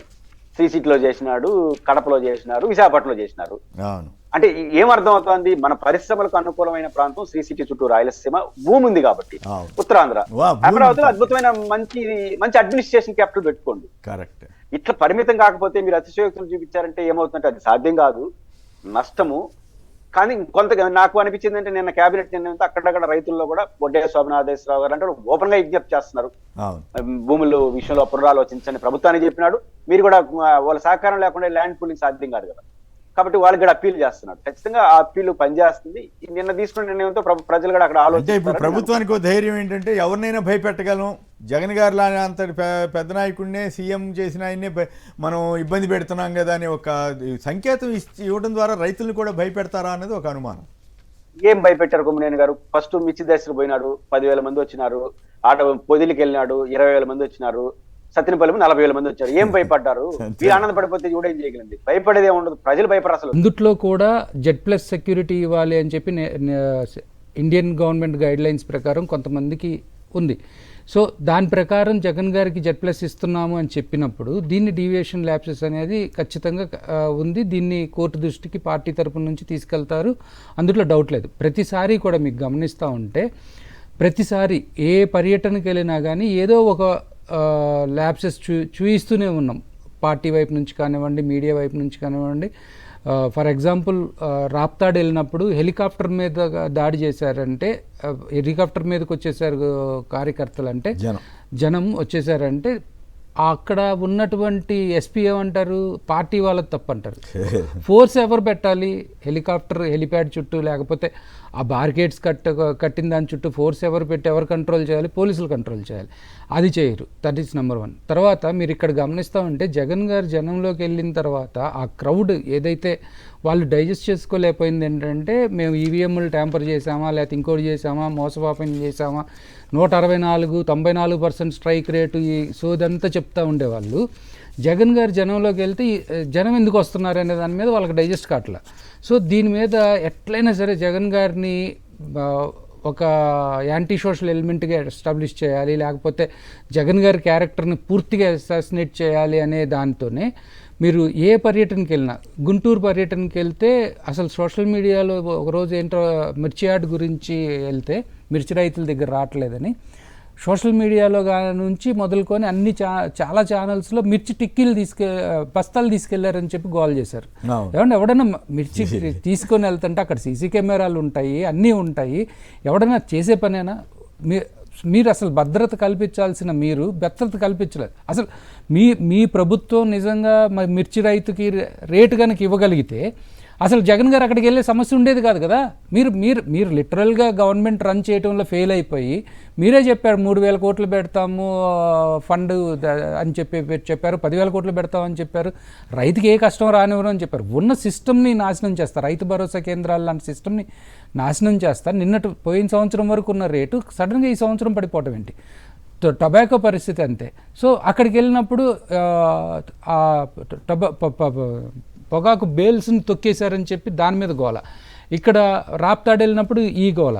సో ఇదంతా కూడా ఏంటంటే జగన్ గారు వస్తున్నప్పుడు ప్రజలు తండోపతండాలుగా వస్తున్నారు కాబట్టి దీన్ని ఎట్లయినా సరే అరెస్ట్ చేయాలి. అది అరెస్ట్ అంటే డైవర్ట్ చేయాలి, లేకపోతేనేమో ఈ ప్రజల్ని ఈ ఆలోచన నుంచి దూరం చేయాలి. జగన్ గారిని ప్రజల నుంచి దూరం చేయటం అనేది సోనియా గాంధీ వల్లే కాలేదు. ఇండియాలో 10 సంవత్సరాల పాటు ఒక దేశాన్ని నడిపినటువంటి పవర్ఫుల్ ఉమెన్గా ఉన్నటువంటి ఆమె ఏమీ చేయలేక చేతులు కాల్చుకొని 2 రాష్ట్రాల్లో పార్టీని పోయిన తర్వాత 10 సంవత్సరాల తర్వాత కానీ తెలంగాణలో రాలేని పరిస్థితి ఉంది, ఆంధ్రాలో కనీసం 1%, 2% దాటి వెళ్ళలేని పరిస్థితి. అలాంటి సిచ్యువేషన్లో ఇక్కడ చంద్రబాబు నాయుడు గారు ఆయన గవర్నమెంట్ ఏం చెప్తారు, బయటకు వచ్చి మేము మంచి ప్రభుత్వం, మంచి పాలన అని చెప్తూ ఉంటారు. మీ మంచి ప్రభుత్వంలో అసలు టొబాకో రైతుకి రేట్ లేదు, మిర్చి రైతుకి రేట్ లేదు. అది దాన్ని ప్రశ్నిస్తే దాని మీద మీరు సమాధానం చెప్పలేక జగన్ గారు అక్కడికి వెళ్ళారు, జగన్ గారు ఇక్కడికి వెళ్ళారు, జగన్ గారు మీరు జగన్ గారు 1.5 గంటల పాటు ప్రెస్ మీట్ పెట్టి మిమ్మల్ని నిలదీశారు. కొన్ని పాలసీ ల్యాప్సెస్ గురించి మాట్లాడారు, అలాగే మీ ఫైనాన్షియల్ డిసిప్లిన్ తప్పయ్యారు, మీరు ఈ విధంగా చేస్తున్నారని చెప్పారు. ఎక్కడైనా ఒక్కళ్ళు వచ్చి 164 మంది ఎమ్మెల్యేలు అంటారు కదా, మీ 164 మంది 40 సంవత్సరాల ఎక్స్పీరియన్స్ ఎవడన్నా ఒక్కడొచ్చి పత్రికాముఖంగా కానివ్వండి, ప్రెస్ నోట్లో కానివ్వండి, జగన్ గారు చెప్పిన ఒక్క లెక్క తప్పు అని ఎవడైనా ఒక్కడు చెప్పాడా? ఎంతసేపు జగన్ గారు మాట్లాడే దాంట్లో ఆ పదం తప్పుబడింది, లేకపోతే రప్ప అన్నారు, ఇవి అసలు విషయాలు వదిలేసి. సో ఇప్పుడు భద్రత సంబంధించి కారు సీజ్ చేయటం దీని మీద మీ పార్టీ ఖచ్చితంగా ఇవన్నీ కూడా కోర్టు దృష్టికి తీసుకెళ్తామండి. కోర్టుల మీద ఖచ్చితంగా మాకు నమ్మకం ఉంది. జగన్ గారికి మీరు ఇంతకుముందు ఇచ్చిన టాటా సఫారీ ఏదైతే ఉందో అది అయితే 2004, 2005లో కొన్న వెహికల్ 20 సంవత్సరాల తర్వాత ఇప్పుడు మనం ఎక్కడిచ్చారు. అది ఫస్ట్ వినుకొండ వెళ్ళే రోజునే దాంట్లో ఏసీ అంతా పాడైపోయిన రోజున డెసిషన్ తీసుకొని ఈ కారు తీసుకున్నారు. సో ఖచ్చితంగా మళ్ళీ ప్రభుత్వం నోటీస్కి మళ్ళీ తీసుకెళ్తాం, కోర్టు నోటీస్కి తీసుకెళ్తాం. ఖచ్చితంగా చట్టపరంగా ఏం చేయగలమో అవన్నీ ఆలోచించి చేస్తాం. అట్ ద సేమ్ టైం మా నాయకుడిని కాపాడుకునే శక్తి మా కార్యకర్తలకు ఉంది, మేము కాపాడుకుంటాం. ఖచ్చితంగా ఇందులో మనం ఆలోచించాల్సిన విషయాలన్నీ కూడా పార్టీ ఆలోచిస్తారు. రైట్, ఇక మరో అంశంలోకి వెళ్దాం. అమరావతికి మరో 45,000 ఎకరాల సేకరణ. ఇప్పటికే 54,000 ఎకరాలు తీసుకున్నటువంటి రాష్ట్ర ప్రభుత్వం ఇంకో 45,000 ఎకరాలు సమీకరించాలని, అంటే పూలింగ్ ద్వారా తీసుకోవాలన్నది ప్రభుత్వ ఉద్దేశంగా కనపడతా ఉంది.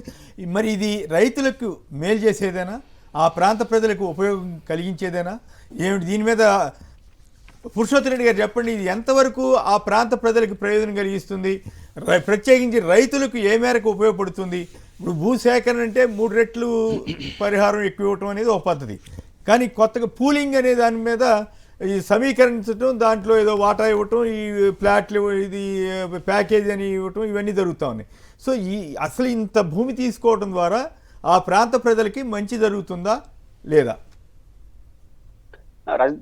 కుమ్మేణి గారు, రాజధాని అమరావతి ఇప్పుడు ఆంధ్రప్రదేశ్ రాజధాని కాబట్టి అక్కడ జరిగే ప్రతి పరిణామం, ప్రతి ఖర్చు, ప్రతి మార్పు చేర్పులు రాష్ట్రం మీద కూడా ప్రభావం చూపిస్తుంది. అక్కడ రైతుల మీద ప్రభావం చూపిస్తుంది, రాష్ట్రం మీద ప్రభావం. ఎందుకంటే మన రాజధాని కావడం, మనం ఏర్పాట్లు చేసుకుంటున్నాం కాబట్టి. ఇప్పుడు దేశంలో అనుభవాలు తీసుకున్నా, రాష్ట్రంలో అనుభవాలు తీసుకున్నా, గతంలో తీసుకున్న 32,000 ఎకరాలే చాలా ఎక్కువ అని వడ్డే శోభనాథేశ్వరరావు లాంటి వాళ్ళు గట్టిగా వాదిస్తున్నారు. అది నిజం కూడా. మీకు భూ సమీకరణ గురించి మాట్లాడుతున్నారు. 2013 ల్యాండ్ యాక్ట్. పురుషోత్తరెడ్డి గారు ఇక్కడ ఒక కీలకమైన పాయింట్ ఏంటంటే, ఆ రోజుల్లో 33,000 ఎకరాలు ఇచ్చారు, ఇది సరిపోతుంది అన్నట్లుగానే చంద్రబాబు గారు కానీ ఇతర నాయకులు కానీ చెప్పారు తప్ప మళ్ళీ అప్పుడేమీ చెప్పలేదు కదా. ఇంకో 40,000 ఎకరాలు తీసుకుంటాం, 45,000 ఎకరాలు తీసుకుంటాం అని ఆ రోజుల్లో రాని అవసరం ఇప్పుడు ఎందుకు వచ్చింది అనేది చర్చనీయాంశం అవుతుంది కదా. ఇది రైతులకు మంచా కాదా? ఖచ్చితంగా ఇప్పుడు వాళ్ళకి అనుమానాలు వస్తాయి. ఇప్పుడు అమరావతి రైతులు ఏంటంటే ఆ 50,000 ఎకరాలు తీసుకున్నప్పుడు ఉన్న 33,000 ఎకరాల అగ్రిమెంట్ ఏంటి? వాళ్ళకి రిటర్నబుల్ ప్లాట్స్ ఇవ్వాలి. అక్కడ డెవలప్మెంట్ చేసి మౌలిక వసతులు కల్పించి రోడ్లు వేసి ఒక కమర్షియల్ ప్లాట్ 1 ఎకరాకి 2 హౌసింగ్ ప్లాట్లు ఇవ్వాలి. ఇది ఇప్పటికి 10 ఏళ్ళ లోపల ఇవ్వాలని మనం రాసుకున్నాం. కానీ ఇప్పటికి 15 ఏళ్ళు అవుతుంది, వాళ్ళకి ఇంకా స్టార్ట్ చేయలేదు. ఇప్పుడు వాళ్ళు భయం వస్తుంది కదా. ఎందుకంటే దీనికి ఇవన్నీ పూర్తి చేయాలంటే మౌలిక వసతులు కల్పించాలంటే రాజధాని నిర్మాణం తర్వాత చేయాలి. వాళ్ళకి రిటర్నబుల్ ప్లాట్లు ఇవ్వాలి అనుకుంటేనే దాదాపు 48,000 కోట్లు అవుతుంది అప్పుడే అంచనా వేశారు. ఏది ఈ 33,000 ఎకరాలు చేయాలంటే ఇప్పుడు అదనంగా 40,000 అంటే ఇంకో 40,000 కోట్లు అవుతుంది కదా. ఎక్కడి నుంచి వస్తాయి అంటే పెట్టుబడి, తర్వాత ఆదాయం గురించి మనం మాట్లాడుకున్నాం, వచ్చే రిటర్న్ గురించి. ఇది సాధ్యమవుతుంది కాబట్టి ఇప్పుడు ఆ రైతులకి భయము, ఈ రైతులకు భయము. అన్నింటికంటే మించి ఆహార భద్రత చట్టం ఏం చెప్తున్నట్టు కొమ్మినేని గారు, ఎటువంటి పరిస్థితుల్లోనూ ఈ మల్టీ క్రాప్స్ ఉండే భూములు తీసుకోకూడదు. ఫస్ట్ తీసుకోవాల్సి అనుకుంటే అనివార్యంగా అక్కడ తీసుకుంటే తప్ప ఇంకా వీళ్ళు కాదని జస్టిఫికేషన్ ఇవ్వాలి. అయినా తీసుకోవాల్సి అనుకుంటే వేస్ట్ ల్యాండ్ ని అంతకు రెండింతలు వ్యవసాయోగ్య భూమిగా మార్చాలి. ఇది ఆహార భద్రతా చట్టం. అంటే దాటిపోయింది కదా సార్. ఇప్పుడు అక్కడ గవర్నమెంట్ అడిగే ప్రశ్న ఎవరు అడిగే పరిస్థితి లేదు, కేంద్రం కూడా అడగదు. సో అందువల్ల పర్యావరణాలు అప్పుడు జగన్ గారు ఉన్నప్పుడు ప్రధానికి పర్యావరణం అన్న వాళ్ళు ఇప్పుడు అసలు నోరు విప్పట్లేదు. ఇదంతా కూడా ఒక పొలిటికల్ గేమ్ లాగా మారిపోలేదా? ఖచ్చితంగా పొలిటికల్ గేమ్ ఒక దశ దాటితే ఏమవుతుంది, ఇప్పుడు మనకు అనుకూలంగా ఉందని ఏది బెత్తేడు చేస్తే అది రివర్స్ అవుతుంది. నేను చెప్తున్నది ఇప్పుడు 40,000 ఎకరాలు ఏదైతే కొత్తగా తీసుకొని నిర్ణయించారో ఇప్పుడు అక్కడ రీథింగ్ స్టార్ట్ అవుతుంది రైతులు. కావాలి చూడండి, కొంతకాలం పోయిన తర్వాత వాళ్ళకే అర్థం అవుతుంది ఇది ఏంటి, ఇది ఎక్కడికి తీసుకెళ్తున్నారు, ఎక్కడ ముగిస్తారు, మన భవిష్యత్తు ఏంటి అనే చర్చ ఇప్పుడు మొదలవుతుంది. ప్రభుత్వం తీసుకున్నది ఈ నిర్ణయం మాత్రం ఎటువంటి పరిస్థితుల్లో కూడా అక్కడ రైతులకు కూడా నష్టం. ఎందుకంటే ఎట్ట జస్టిఫికేషన్ చేయాలి ఈ మొత్తం వ్యవహారాన్ని? నేను అనుకున్నట్టు వాళ్ళకి రిటర్నబుల్ రైతు భూమి ఇచ్చేస్తున్నారంటే అదే కదా జీవనాధారం అతనికి. ఆ జీవనాధారం ఇచ్చేసిన తర్వాత వాళ్ళు రిటర్నబుల్ ప్లాట్లు ఇవ్వకపోతే వాళ్ళు ఎట్ట బతకాలి? అంటే కౌలు ఇస్తున్నాం కదా అంటారేమో వాళ్ళు. కౌలిస్తున్నాం కదా ఓవరాల్ గా వాళ్ళంతటికి వాళ్ళు డెవలప్ చేసి అమ్ముకుంటే ఎక్కువ లాభాలు వస్తాయి, కానీ గవర్నమెంట్ కి ఇస్తే అంత స్థాయిలో రాదు కదా. నిజంగా కొమ్మినేని గారు మన జగన్మోహన్ రెడ్డి గారు ఇచ్చిన యథాలాపంగా ఇచ్చిన స్టేట్మెంట్ కానీ అమలు అయితే, మన ఇచ్చిన స్టేట్మెంట్ అమలు అయితే రైతులకు అత్యంత ప్రయోజనం వస్తుంది, ముఖ్యంగా అమరావతి రైతులకు. ఎందుకంటే జగన్ గారు ఏమంటారు, గుంటూరు విజయవాడ మధ్య మనకు ఉన్నటువంటి ల్యాండ్స్ లో అడ్మినిస్ట్రేషన్ ఏర్పాట్లు చేసేయండి. అంటే ఏంటి, అసెంబ్లీ సెక్రటరీ కట్టేదానికి కావాల్సిన స్థలం ఉంది, వేసేస్తే ఏమవుతుంది, దానంతరం అది అభివృద్ధి చెందుకుంటారు. కంటిన్యూ ప్రాసెస్ కదా. అప్పుడు ఇప్పుడు 1 ఎకరాకి ప్రభుత్వం తీసుకుంటే 30 సెంట్లు ఇస్తావు, కానీ అదే వాళ్ళు జోలికి వెళ్లకుండా మన ఏర్పాట్లు మనం చేస్తే ఎకరా వాళ్ళే అమ్ముకుంటారు కదా. 30 సెంట్లు వచ్చే ఆదాయం ఎకరాలో వచ్చేస్తుంది రైతు. ఇప్పుడు హైదరాబాద్ అంతేకాకుండా ఇక్కడ ఇంకో పాయింట్ కూడా ఉంది సార్. ఇప్పుడు హైదరాబాద్ లో అనేక గేటెడ్ కమ్యూనిటీస్ వచ్చాయి. ఆ గేటెడ్ కమ్యూనిటీస్ లో రోడ్లు, డ్రైనేజీ, వాటరు, కరెంటు ఇవన్నీ కూడా ప్రైవేటు వాళ్ళే ఏర్పాటు చేసుకుంటారు. కానీ ఇక్కడ ప్రభుత్వం ఏర్పాటు చేయాలి. ప్రభుత్వం ఏర్పాటు చేయాలంటే కొన్ని వేల కోట్లు ఖర్చు పెట్టాలి. దానివల్ల అదనపు భారం. పోనీ రైతులకి, స్థానికులకి ప్రయోజనం కలుగుతుంటే పోనీ సరే రైతులకు జరుగుతుందిలే అనుకోవచ్చు. అది ఎప్పుడు జరుగుతుందో తెలియని పరిస్థితి కదా ఇన్ని వేల ఎకరాలు తీసుకునేసరికి. ఖచ్చితంగా ఇప్పుడు మీరు హైదరాబాద్ ఉదాహరణ మనం ఫాలో అవుతున్నాం కాబట్టి, ఇప్పుడు నువ్వు జగన్ గారు ప్రతిపాదించినట్టు గుంటూరు విజయవాడ కానీ మనం ఎంపిక చేసుకుని ఉంటే, అంటే అడ్మినిస్ట్రేషన్ మనం రాజధాని కాదు, అసెంబ్లీ సెక్రటరీ కట్టే ఫస్ట్ ఏమవుతుంది, సికింద్రాబాద్ హైదరాబాద్ లాగా విజయవాడ గుంటూరు జంట నగరాలుగా మారిపోతాయి. మనం మోస్ట్ డెవలప్మెంట్ వచ్చేస్తుంది. నెంబర్ 2, ఈ ఎక్స్టెంట్ అనేది రైతు, మీరు హైదరాబాద్ లో ఇప్పుడు మనం ఎక్స్టెన్షన్ అవుతున్నంత ఏంటి, ప్రభుత్వం మెయిన్ రోడ్లు వేస్తుంది, కానీ మిగతాది ఇంటర్నల్ ఇన్ఫ్రాస్ట్రక్చర్ అంతా ఆ గేటెడ్ కమ్యూనిటీ వాళ్ళు కల్పించుకుంటారు.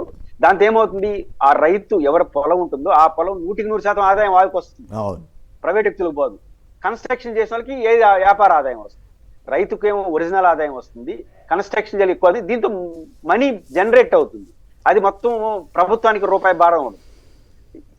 ఈ మెత్తలు కానీ జగన్ గారు చెప్పిన ఈ మెత్తలు కానీ ప్రభుత్వం అలో చేస్తే మొత్తం రైతులకి ఇప్పుడు 33,000 ఎకరాలు ఇచ్చిన రైతులు కూడా ఎక్కువ లాభం వస్తుంది, 3 రెట్లు లాభం వస్తుంది. ఇప్పుడు వచ్చే లాభం కూడా 3 రెట్లు వస్తుంది. ఇప్పటికి డెవలప్మెంట్ అది ఇప్పుడు ఆ 2 చోట్ల కలిసి గుంటూరు విజయవాడ కలిసిన తర్వాత ఇంకా ఎదుగుదలే తప్ప తరుగుదల ఉండదు. కాబట్టి ఆటోమేటిక్ ప్రతి ఎదుగుదల సాఫీగా జరిగిపోతుంది, డిస్టర్బెన్స్ ఉండదు, వాళ్ళ వ్యాపార ప్రయోజనాలు వాళ్ళే పొందుతారు, ప్రభుత్వానికి నష్టం ఉండదు, ఖర్చు ఉండదు. కానీ ఈ మోడల్ ఎంచుకోకుండా మీరే ఒక ఏర్పాటు చేయడం వల్ల రైతు నష్టపోతాడు. సాధ్యమా? మీరు నష్టపోయి ఇస్తారు కొమ్మినేని గారు, వాళ్ళు అనొచ్చు మేము త్యాగం చేస్తామని, చేయండి, తప్పేం లేదు. బట్ ఇది ఫెయిల్ అయితే ఎవరు మూల్యం చెల్లించుకోవాలి? మీకు గుర్తుందా, లవాసా మహారాష్ట్ర ప్రపంచానికి పోలో లవాసాలో 20,000 ఎకరాల్లో టాటా వాళ్ళు నగరాన్ని నిర్మించేసినారు, బిల్డింగ్లు కట్టేసినారు, జనం పోలా నిర్మించేసినారు. మీరు నిర్మించేస్తే మళ్ళీ ఏం చేస్తారు? విజయవాడ ఒక నగరం, ఇక్కడే కాదండి, మీరు చైనా అనుభవం తీసుకుంటే కూడా అనవసరంగా ఎక్కువ కట్టేసి వల్ల గోస్ట్ సిటీస్ ఏర్పడినాయి అని అప్పట్లో ఆర్టికల్స్ వచ్చినాయి, డక్కన్ క్రానికల్ వీటన్నిటిలో కూడా. అంటే ఆ సమస్య రాకుండా గవర్నమెంట్ జాగ్రత్త పడితే అటు రైతులకి ఉపయోగం, ప్రభుత్వానికి ఉపయోగం, రాష్ట్ర ప్రజలందరికీ కూడా మేలు జరుగుతుంది, అంత భారం పడకుండా ఉంటుంది కదా అనేది పాయింట్. ఇప్పుడు చైనా అయితే వ్యాస్ట్ ఫైనాన్స్ ఉన్న దేశం కొమ్మినేని గారు, వాళ్ళు చేసిన మూతిపోలు రాలే మళ్ళీ సర్దుకున్నారు. మన పరిస్థితి జీతం వేయాలంటే అప్పులు తెచ్చుకుంటున్నాం. ఇప్పుడు మీకు ఇంకొక ఉదాహరణ చెప్తాను. నోయిడా అద్భుతమైన SEZ కదా, ఢిల్లీ గజియాబాద్ అనుకుంటాను, 2 నగరాల మధ్య ఉంటుంది అది. ఇప్పుడు ఏం చేస్తున్నారు, ఆడ లక్షల మందికి ఉపాధి దొరికింది, ఆడ ఉద్యోగం చేసుకుంటున్నారు, ఢిల్లీకి వెళ్ళిపోతున్నారు, గజియాబాద్కి వెళ్ళిపోతున్నారు. ఆ నగరంలో నిర్మించినటువంటి అపార్ట్మెంట్ 40% వరకు ఆక్యుపై చేసింది లేదంట, ఫ్లాట్లు కట్టేసిన తర్వాత. ఎందుకంటే ఫ్యాక్టరీలు వచ్చేస్తున్నాయి, కట్టేసినారు, అది పోవట్లేదు. ఎందుకంటే ఢిల్లీ పోతున్నారు. ఇప్పుడు మనకు అమరావతిలో రాబోయే పరిణామం ఏంటి? ఇప్పుడు వెలగపూడిలో ఉద్యోగం చేసుకుంటున్నాడు, విజయవాడకు వచ్చేస్తాడు, గుంటూరుకు వచ్చేస్తాడు, అడవు నిర్మాణం చేసుకుంటారు. ఇంకా హైవే కానీ డెవలప్ అనుకో హైదరాబాద్కి వెళ్ళిపోతాడు, 2 గంటలు కొట్టామంటే హైదరాబాద్ పోతాడు. కాబట్టి అంటే కాకపోతే ఈ మీడియా కూడా ఇప్పుడు ఈ క్వాంటమ్ మాలి వస్తే సంతోషమే, కానీ వీళ్ళు అతిశయోక్తులు రాయటం వల్ల కూడా నష్టం జరుగుద్దేమో కదా. ప్రత్యక్షంగా పరోక్షంగా 15 లక్షల మందికి ఉపాధి అవకాశాలు వస్తాయని ప్రభుత్వం అంచనా అని రాస్తున్నారు. నిజంగా అట్లా వస్తే గొప్ప విషయమే. ఇప్పుడు హైదరాబాద్లోనే అంత స్థాయిలో రానప్పుడు ఒకవేళ నిజంగా వచ్చే అవకాశం ఉంటే ఇక్కడ ఇంకెక్కువ వచ్చే అవకాశం ఉంటుంది కదా. ఇలాంటి అతిశయోక్తులు కాదా, లేకపోతే నిజంగా వాస్తవానికి తగ్గట్టుగా ఉన్నాయా అన్నది చర్చ అవుతుంది కదా. ఇప్పుడు కొమ్మినేని గారు 3 ప్రభుత్వాలు చూసాం, చంద్రబాబు గారి ప్రభుత్వం, జగన్ గారి ప్రభుత్వం, మళ్ళీ చంద్రబాబు గారి ప్రభుత్వం. 2 భిన్నమైన కోణాలు ఉన్నవాళ్ళే కదా. 2 భిన్నమైన కోణాలు ఉన్న వాళ్ళ దాంట్లో ఇన్ఫ్రాస్ట్రక్చర్ గా ఈ ఇన్వెస్ట్మెంట్స్ ఎక్కడ వచ్చినాయి? శ్రీ సిటీలో వచ్చినాయి, విశాఖపట్నం వచ్చినాయి. ఇద్దరు భిన్నమైన కోణాలు ఉండేవాళ్ళే. మీ భిన్నమైన కోణాల ముఖ్యమంత్రులు కూడా మన అనుభవం ఏం తెలిసిందంటే విశాఖపట్నం, ఉత్తరాంధ్ర, రాయలసీమలో ఉన్న శ్రీ సిటీ, ఇది సత్యము. కాబట్టి ఈ సత్యాన్ని మర్చిపోతే ఇప్పుడు ఈ చంద్రబాబు గారు వచ్చిన తర్వాత ప్రారంభోత్సవాలు ఏడ జరిగారు కొమ్మినేని గారు? శ్రీ సిటీలో చేసినాడు, కడపలో చేసినారు, విశాఖపట్నంలో చేసినారు. అంటే ఏమర్థం అవుతుంది? మన పరిశ్రమలకు అనుకూలమైన ప్రాంతం శ్రీ సిటీ చుట్టూ రాయలసీమ భూమి ఉంది కాబట్టి, ఉత్తరాంధ్ర, అమరావతిలో అద్భుతమైన మంచి అడ్మినిస్ట్రేషన్ క్యాపిటల్ పెట్టుకోండి. కరెక్ట్. ఇట్లా పరిమితం కాకపోతే మీరు అతిశయోక్తులు చూపించారంటే ఏమవుతుందంటే అది సాధ్యం కాదు, నష్టము.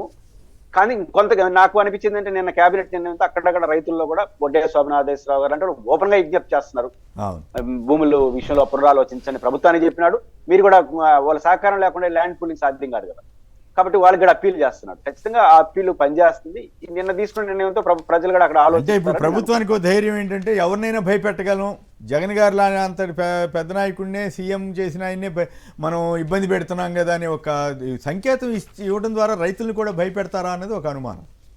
ఏం భయపెట్టారు కొమ్మినేని గారు? ఫస్ట్ మిర్చి దశలు పోయినాడు, 10,000 మంది వచ్చినారు. పొదిలికి వెళ్ళినాడు, 20,000 మంది వచ్చినారు. సత్యనపల్లి 40,000 మంది వచ్చారు. ఏం భయపడ్డారు? మీరు ఆనందపడిపోతే కూడా ఏం చేయగలండి? భయపడేది ఏముండదు. ప్రజలు భయపడరు, అసలు నాయకులన్నా భయపడతారు, ప్రజలు భయపడతారు. ఎందుకు వచ్చారు? 100 మంది 100 మందికి పైన పోతే ఒప్పుకోమని సత్యనపల్లి ముఖం జారీ చేస్తే 40,000 మంది వచ్చారు ప్రభుత్వ లెక్క ప్రకారం. అంటే ప్రెజర్ ఎక్కువ పెరిగితే రియాక్షన్స్ కూడా తీవ్రంగా ఉంటాయి. రైట్. అంబటి రామకృష్ణ యాదవ్ గారు, కాంగ్రెస్ పార్టీ ప్రధాన కార్యదర్శి. నమస్కారం యాదవ్ గారు, మాట్లాడండి. నమస్కారం సార్.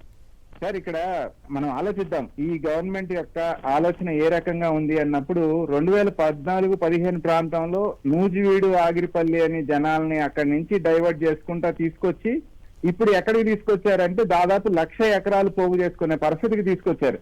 ఆ రోజు 32,000, 33,000 ఎకరాలు అప్పుడే అది చాలా ఎక్కువ తీసుకుంటున్నారు, ప్రజలకు అంత అవసరం ఉండదు అంటే నయా రాయ్పూర్ ని ఉదాహరణగా కోట్ చేస్తూ కూడా చెప్పడం జరిగింది. ఈ నయా రాయ్పూర్ 4,500 ఎకరాలు ఈనాటికి ఇంకా ఖాళీ భూములు ఉన్నాయి సార్. అక్కడ దాదాపుగా 20-25 సంవత్సరాల నుంచి రాజధాని కడతా ఉంటే ఈనాటికి 4,500 ఎకరాల్లో ఇంకా అక్కడ ఖాళీ భూములు ఉన్న తరుణంలో ఇవాళ 1,00,000 ఎకరాలు ఇక్కడ తీసుకున్నప్పుడు ఎంఏ ఎకనామిక్స్ సార్ చంద్రబాబు గారు సింపుల్ లాజిక్, డిమాండ్ సప్లై. మీరు ఎంత ప్లాటింగ్ చేస్తున్నారు, ఎంతమంది జనాలు ఉన్నారు, ఎంత సప్లై చేయాలి అనేది ఆలోచించుకున్నప్పుడు ప్రభుత్వం మొత్తం తీసేసుకున్న తర్వాత ఇవాళ రాష్ట్రం మొత్తం రియల్ ఎస్టేట్ పడిపోయిన తరుణంలో ప్రభుత్వం మొత్తం భూములు తీసుకొని అక్కడ భూముల్ని మళ్ళీ వాళ్ళు ప్లాటింగ్ చేసి ప్రజలకు ఇస్తానంటే ఇదంతా ఎప్పటికి జరిగే కార్యక్రమం? 17,50,000 ఉద్యోగాలు కల్పిస్తామంటే హైదరాబాద్ చరిత్ర తీసుకుందాం సార్. మనం చెన్నై, బెంగళూరు, హైదరాబాద్ చరిత్ర తీసుకుంటే ఇక్కడ పెద్ద పెద్ద కంపెనీలు BHEL, BEL, BDL లాంటి పెద్ద పెద్ద మ్యానుఫ్యాక్చరింగ్ కంపెనీలు ఇవన్నీ వచ్చి హైదరాబాద్ చుట్టుపక్కల నలుమూలలో వచ్చి దానికి యాన్సిలరీ యూనిట్స్ వచ్చి తర్వాత మళ్ళా సాఫ్ట్వేర్ కంపెనీలు వచ్చి ఇవన్నీ వస్తే కూడా ఇక్కడ కల్పించబడిన ఉపాధి అంతా ఇప్పుడు అక్కడ ఏమీ లేదు. ఈ రోజుకి ఏమీ లేని పరిస్థితుల్లో 17,50,000 ఉద్యోగాలు మేము కల్పిస్తాం, 1,00,000 ఎకరాలు మేము స్వాధీనం చేసుకుంటామంటే దీని యొక్క అంతరార్థం ఏంటి అనేది కూడా ప్రజలు ఆలోచించుకోవాలి. ఇవాళ 32,000 ఎకరాలు ఇచ్చిన రైతులు 10 ఏళ్లు గడిచిపోయిన తర్వాత కూడా వాళ్ళకి ప్లాటింగ్ చేసి ప్లాట్లు ఇవ్వలేని పరిస్థితుల్లో మళ్ళా ఇంకో 45,000 ఎకరాలు తీసుకుంటాను అని మాట్లాడుతూ ఉన్నారు అంటే ఖచ్చితంగా ఆ ప్రాంత రైతులు మాత్రం చాలా ఘోరంగా దెబ్బతినే పరిస్థితి ఉంది. అదొక్కటే కాదు సార్, దాన్ని బేస్ చేసుకొని రాష్ట్రం మొత్తం రియల్ ఎస్టేట్ అంటే ప్రైవేట్ గా ఎవరైతే చిన్న చిత్తగా బిల్డర్లో లేకపోతే ప్లాటింగ్లు చేసుకుంటారో వాళ్ళ రియల్ ఎస్టేట్ కూడా పూర్తిగా పడిపోయే ప్రమాదం కూడా కనపడతా ఉంది. కొమ్మినేని గారు మీరు గుర్తుండే అమరావతి ప్లాటింగ్ టైంలో మీకు ఆల్మోస్ట్ ఆల్ దాన్ని ఆనుకొని గుడివాడ వరకు మొత్తం గ్రీన్ జోన్ చేసేసి ఆ రోజు వాళ్ళంతా ఇబ్బంది పెట్టడం జరిగింది. గ్రీన్ బెల్ట్ ఇక్కడ ఎవరు రియల్ ఎస్టేట్ చేయడానికి లేదు, పర్మిషన్ లేవు అని. సో ఈ రకంగా ప్రజల్ని ఇబ్బంది పెట్టే కార్యక్రమము ప్రభుత్వం పేరుతో ఎవరికో లబ్ధి జరిగే కార్యక్రమం అయితే కనపడతా ఉందా అనే ఒక అనుమానం ఈ రోజు ఆంధ్ర రాష్ట్ర ప్రజల్లో రేకెత్తుతా ఉంది.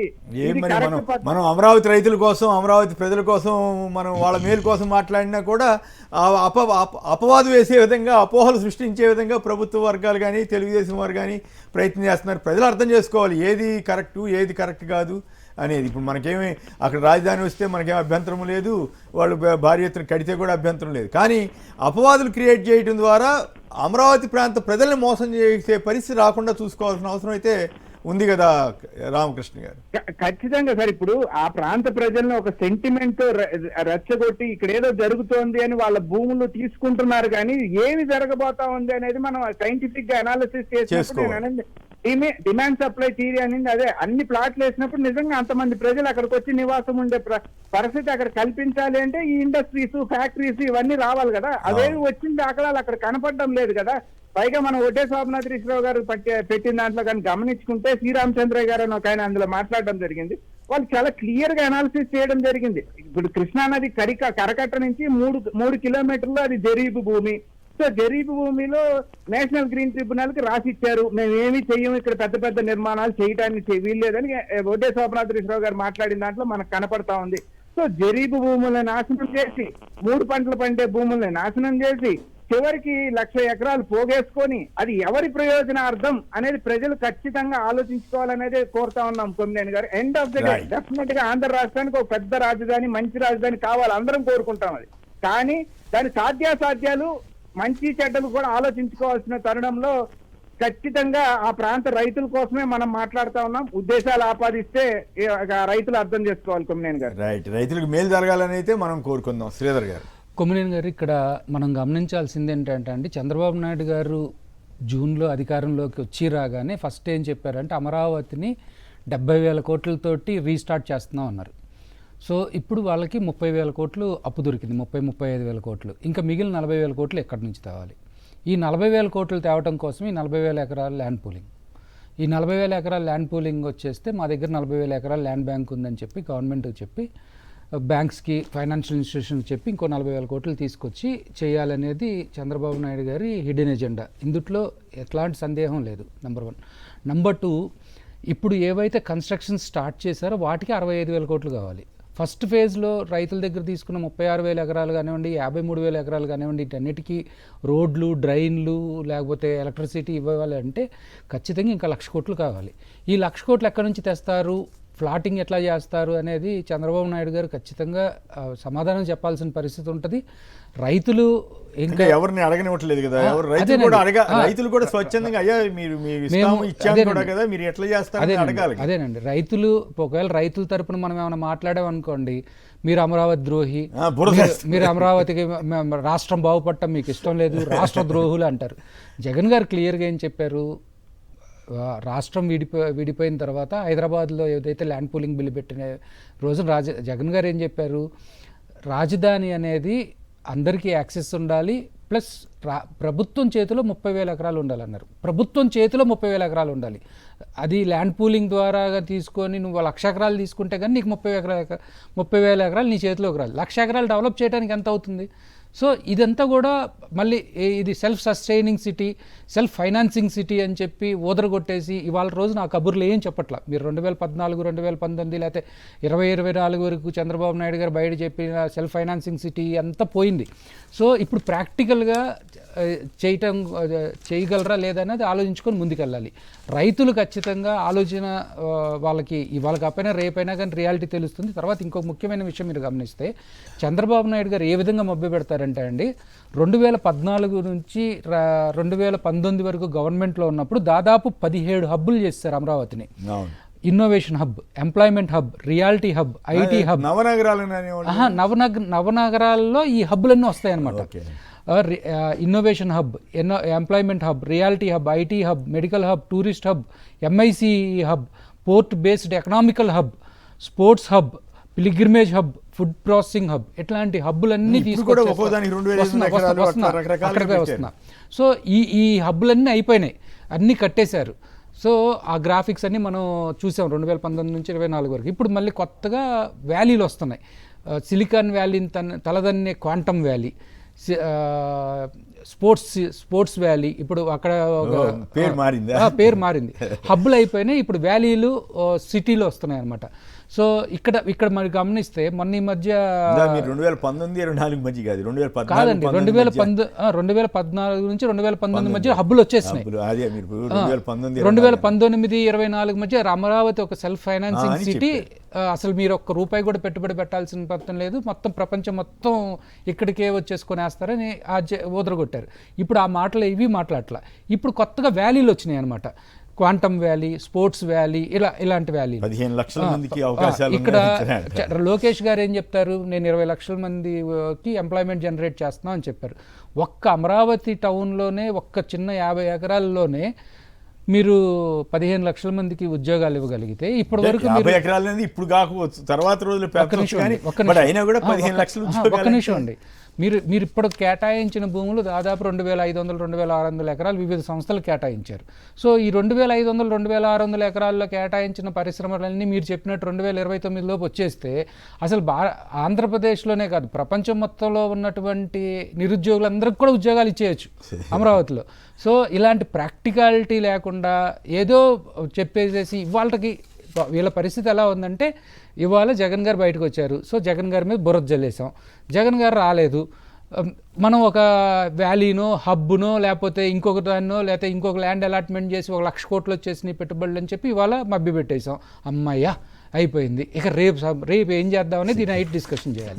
సో ఏ రోజుకి ఆ రోజు వీళ్ళు వచ్చిన తర్వాత ఏదైనా కానీ ఒక పర్ఫెక్ట్గా ఒక ప్రాక్టికల్గా మేము ఇది చేయగలం అని చెప్పారా.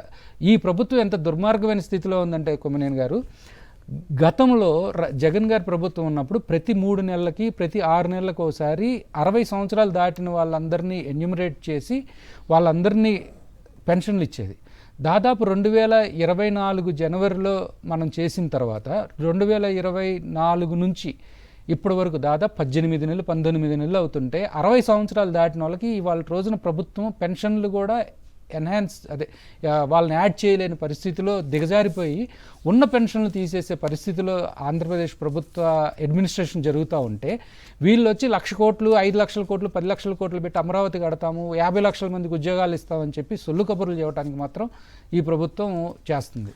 ఇక్కడ ఇంకోటి మీరు గమనించాల్సింది ఏంటంటే, ఇదే పవన్ కళ్యాణ్ గారు 2018-19లో ఈయనతో కొట్టుకొని డ్రామా ఆడి బయటికి వెళ్ళి ఓట్లు అట్లా యాంటీ ఎస్టాబ్లిష్మెంట్ ఓట్లన్నీ చీలుద్దామన్న నాటకంలో పవన్ కళ్యాణ్ గారు ఏం చెప్పారు, అసలు 2000 ఎకరాలు చాలు కదా, 1000 ఎకరాలు చాలు కదా, అసలు ఇంత అమరావతి ఎందుకు అని మాట్లాడి ఆయన ఏం మాట్లాడారు, ఏం ఆపాదించారు అనేది కూడా ఇవాళ రోజున మనం గమనించాల్సి వస్తుంది. పరస్పర విరుద్ధంగా చాలా సో ఇక్కడ పవన్ కళ్యాణ్ గారి స్టాండ్ కూడా మనం ఆలోచించాలి. ఈ 40,000 ఎకరాల దాంట్లో, ఈ 40,000 ఎకరాల దాంట్లో మరి నచ్చకే నిన్నటి క్యాబినెట్ మీటింగ్ నుంచి బయటకు వెళ్ళిపోయారా? క్యాబినెట్ మీటింగ్ కాదుగా ప్రకటన చేయాలి. మీరు గబాలన అన్నంత మాత్రాన పవన్ కళ్యాణ్ గారు వ్యతిరేకించినట్లుగా నేను అదే చెబుతున్నా అండి.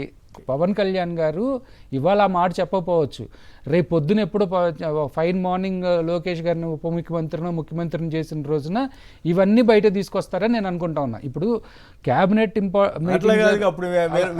ఇప్పుడే అభ్యంతరం చెప్పుకుంటే ఒక పార్టీగా జనసేన అనేది ఒక పార్టీ, అంతేగాని తెలుగుదేశం ఇది కాదు, అనుబంధం కాదు కదా.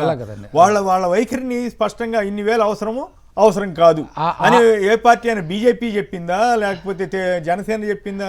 తెలుగుదేశం వాళ్ళు చెప్పుకుంటున్నారు మాకు కావాలంటున్నారు. ఓకే, చంద్రబాబు గారే అధినేత కాబట్టి నేను అదే అడుగుతున్నా అండి. పవన్ కళ్యాణ్ గారికి ఆయన పెట్టినటువంటి పార్టీ మీద దగ్గర నుంచి ఆయన మాట్లాడే ఏ మాట మీదైనా సింగిల్ పాలసీ, సింగిల్ స్టాండ్ ఉందా? లేదు. సో ఇవన్నీ కూడా ఏంటంటే లేకపోవచ్చు. క్యాబినెట్ లో ఆయన క్యాబినెట్ హాజరయ్యి సంతకం పెట్టి బయటకు వెళ్ళిపోయిన తర్వాత అక్కడ జరిగేటన్నిటికీ ఆయన కూడా తెలిపినట్లే 100% బాధ్యుడు, లేదంటే తప్పుకోవాలి.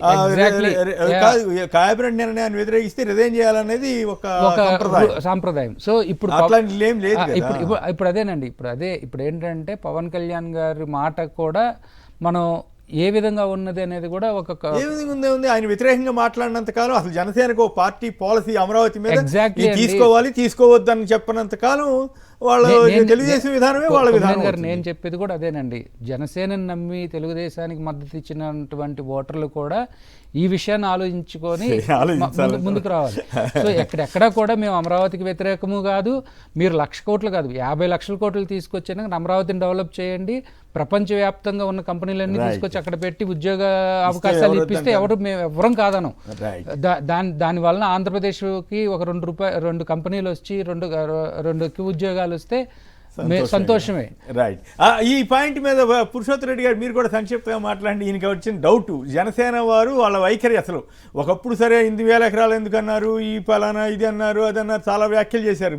పవన్ కళ్యాణ్ గారు తెలుగుదేశం విధానానికి వ్యతిరేకంగా వెళ్లే పరిస్థితి ఉందా, లేదు తెలుగుదేశం విధానం కరెక్ట్ కాదు, ఈ మార్పులు చేయాలని చెప్పే పరిస్థితి ఏమన్నా కనపడుతుందా? వైసీపీ వాళ్ళు ఇంకా ఆలోచనలో ఉంటే పొరపాటు. ఆయన చాలా కాలం పాటు తెలుగుదేశంతో ట్రావెల్ చేస్తాడు, సుదీర్ఘకాలం చావాలని నిర్ణయించుకున్నారు. బీజేపీ కూడా మాట్లాడట్లేదు కదా, వాళ్ళ వైఖరి బీజేపీ అనుకుంటే 2 రోజులు కట్ చేస్తుంది. వాళ్ళు రాజకీయ కోణంలో చూస్తారు, వాళ్ళకి అవసరం ఉంటే ఉంటారు, అవసరం అయితే వెళ్ళిపోతారు. వాళ్ళ గత చరిత్రని మనం చూసాం. పవన్ కళ్యాణ్ గారి వరకు ఆయన తెలుగుదేశం వద్దనుకుంటే తప్ప ఆయన అయితే మాత్రం తెలుగుదేశం నుంచి డివేట్ కాడు. ఆయన ప్రతి ఉపన్యాసంలో కూడా ఏం చెప్తున్నాడు, 2 రోజులు పోతే ఏం చెప్తాడంటే మా ఇద్దరిని మధ్య మళ్ళీ విభేదించడానికి కుట్ర చేస్తామని ఏమైనా వైసీపీ కూడా చెప్తారు. అంటే ఆయన వద్దనుకుంటున్నాడు, కలిసి ఉండాలంటాడు. జగన్ గారు బలపడేసరికి ఇంకొంచెం బాగా కలిసి ఉంటారు. ఎందుకంటే మనం విడిపోతే నష్టపోయింది మనమని వాళ్ళకి తెలుసు కాబట్టి వాళ్ళకి కలవరు. రెండోది, చరిత్రలో చాలా అయిపోయినాయి కొమ్మినేని. ఎంత అయిపోయింది? ఐవీఆర్ కృష్ణారావు గారు రాసిన ఎవరి రాజధాని అమరావతి అనే పుస్తకాన్ని ఆవిష్కర్త ఎవరు?